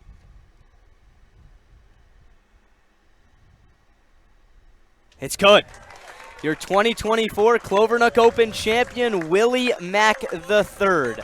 One of the most resilient guys out here all day long. And an unbelievable showing to be the champion of this incredible event. Willie Mack III, you got to give credit to Homan as well. I mean, the guy delivered the goods, man, when they had to be delivered. The first time he stepped up here, he was in a tough spot. He had to come up with a big second shot to stay at 11 under par. That's the way it finished, to send us to 6 players left. And then he came up here after mishitting one way off to the right, delivers an unbelievable second shot to tap in for birdie, which forces then the final hole against Homan. And the second shot again, money. Came down to the wire. Can't ask for a more exciting event than a 6-way playoff. Thank everybody from Clovernook, but everybody on this Chatterbox crew. It's been an unbelievable day at Clovernook Country Club. Well, I want to say thanks so much to Reed Shelton for coming over here and helping us out. I appreciate you Really having me, enjoyed guys. it, man. Great seeing you, buddy. I enjoyed it as well. I really enjoyed being out here with you guys, and hopefully I'll see you again next year. I sure hope so. I sure hope so. And this has been a thrill of a lifetime for me. I can tell you that because, you know, I can only imagine what it was like for my dad to work with me on a baseball game 35 years ago. And here I get a chance to, Lukey, work with you, my man. Thank you. It was I'm a good very, day. very excited. Mwah. I love you, buddy. This has been a lot of fun. So what we're going to do is we're going to keep it right here before the trophy presentation. And we're going to have the title sponsor, Steve Richmond, the founder of Project Tech, come up here and join us and say hello. And the Clovernook Club president, Buzz Dieters. Yes, that is the brother of Ohio's Supreme Court Judge Joe Dieters, who was a long-time Hamilton County prosecutor, who just became a member of the Supreme Court in Ohio a year ago. And here comes Steve Richmond. Come on up, Steve. Have a seat right here. I'll move over one. Luke, give him your headset. Come over to mine, Luke. And we'll let Luke handle it here.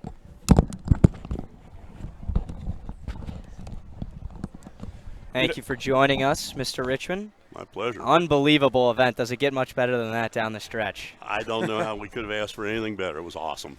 How would you say this year and just the weather playing a part, the course is in unbelievable condition, of course, the finish we got.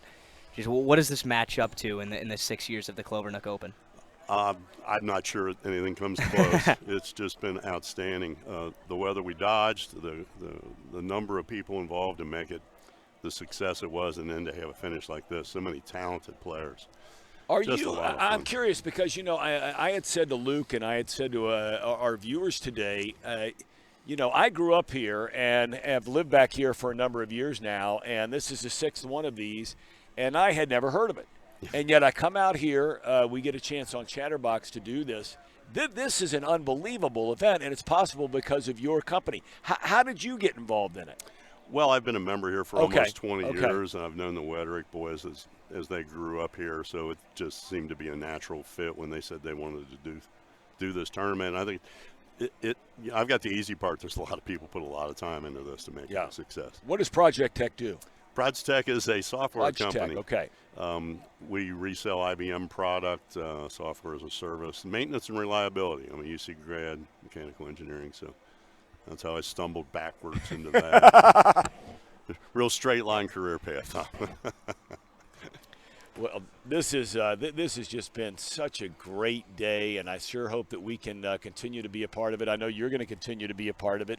And when you look at this event, what's some of the reception been like when you talk to some of these players? Because the number of them I talked to today said, listen, you know, outside of being maybe on the Corn Ferry or outside, obviously, the PGA, they're like, this is about as good as it gets.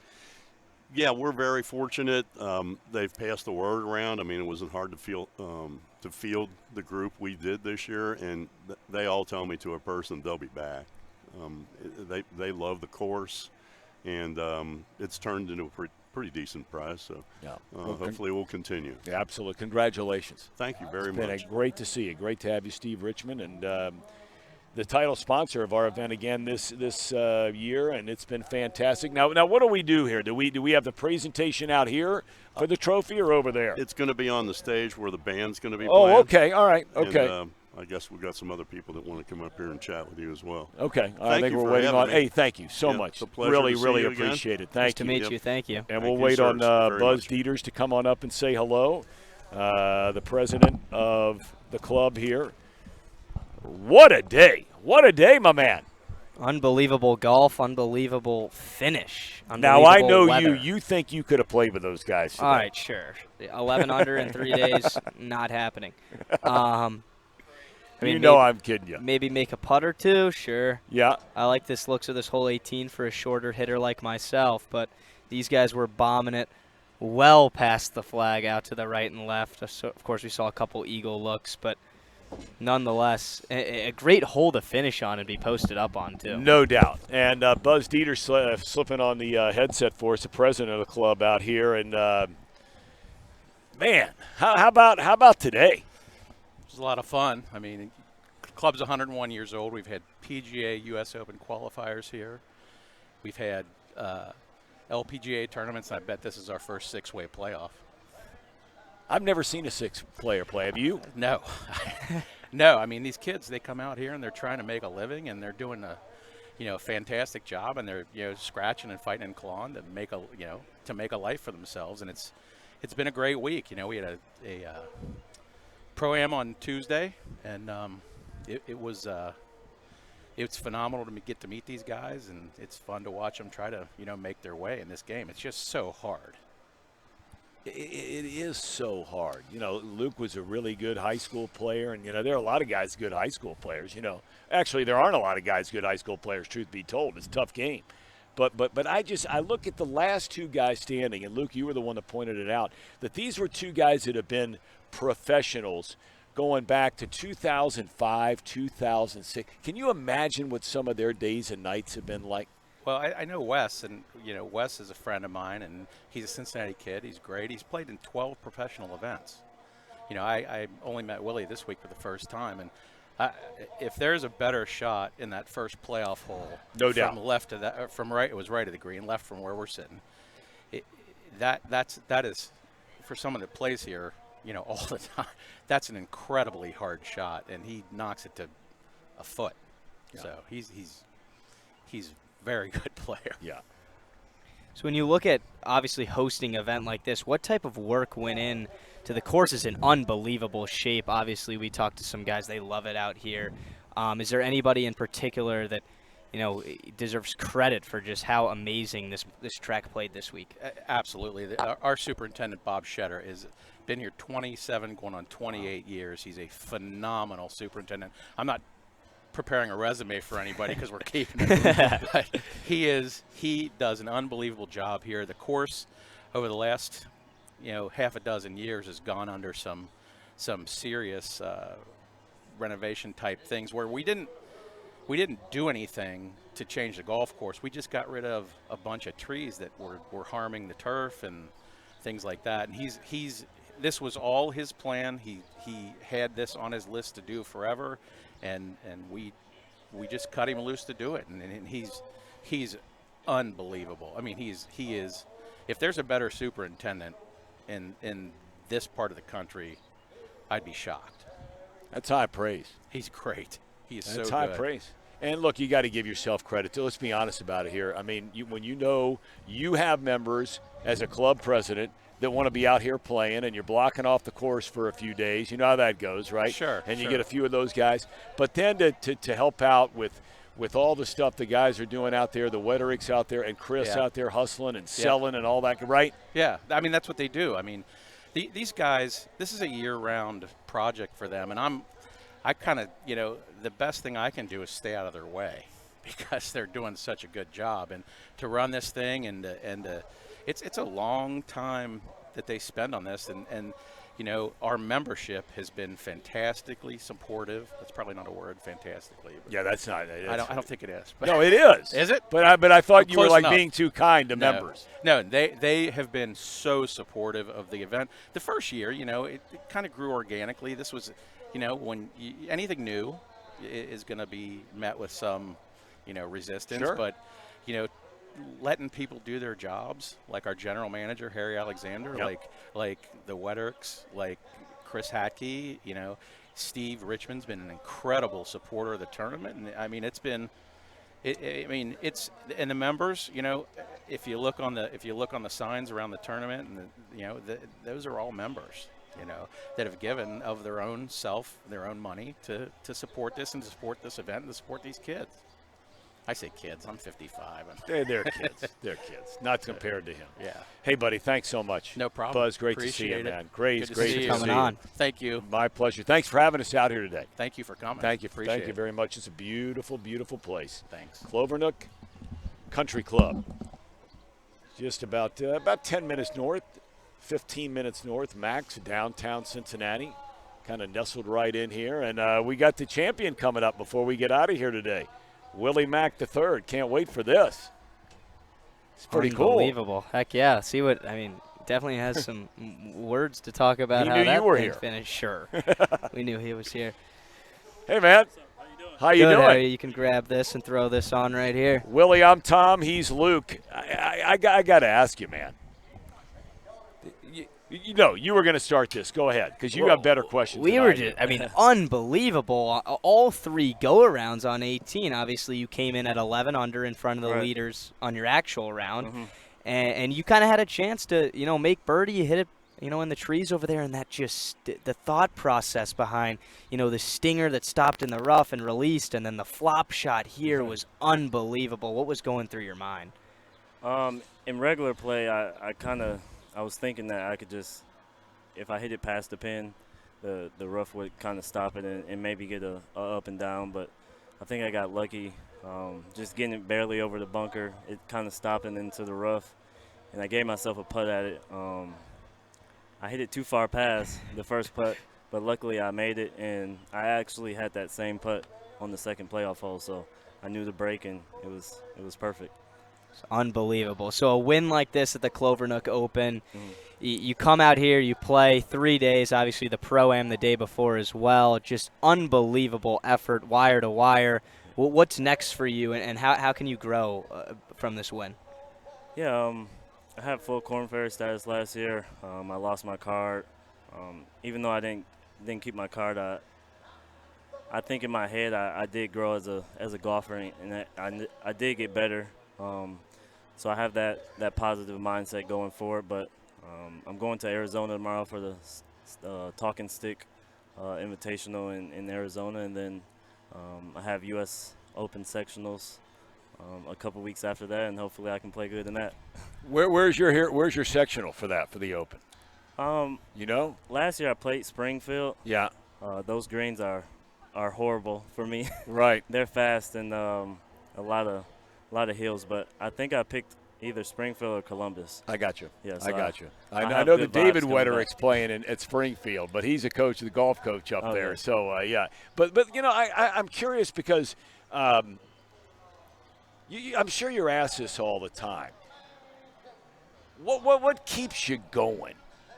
I mean, you've had a lot of success, and you mentioned the Corn Ferry and all that, and we talked a lot about you when you were out there playing today. But you've probably come across a lot of guys over the last 15 years or so where they said, you know what, I got to go do something else.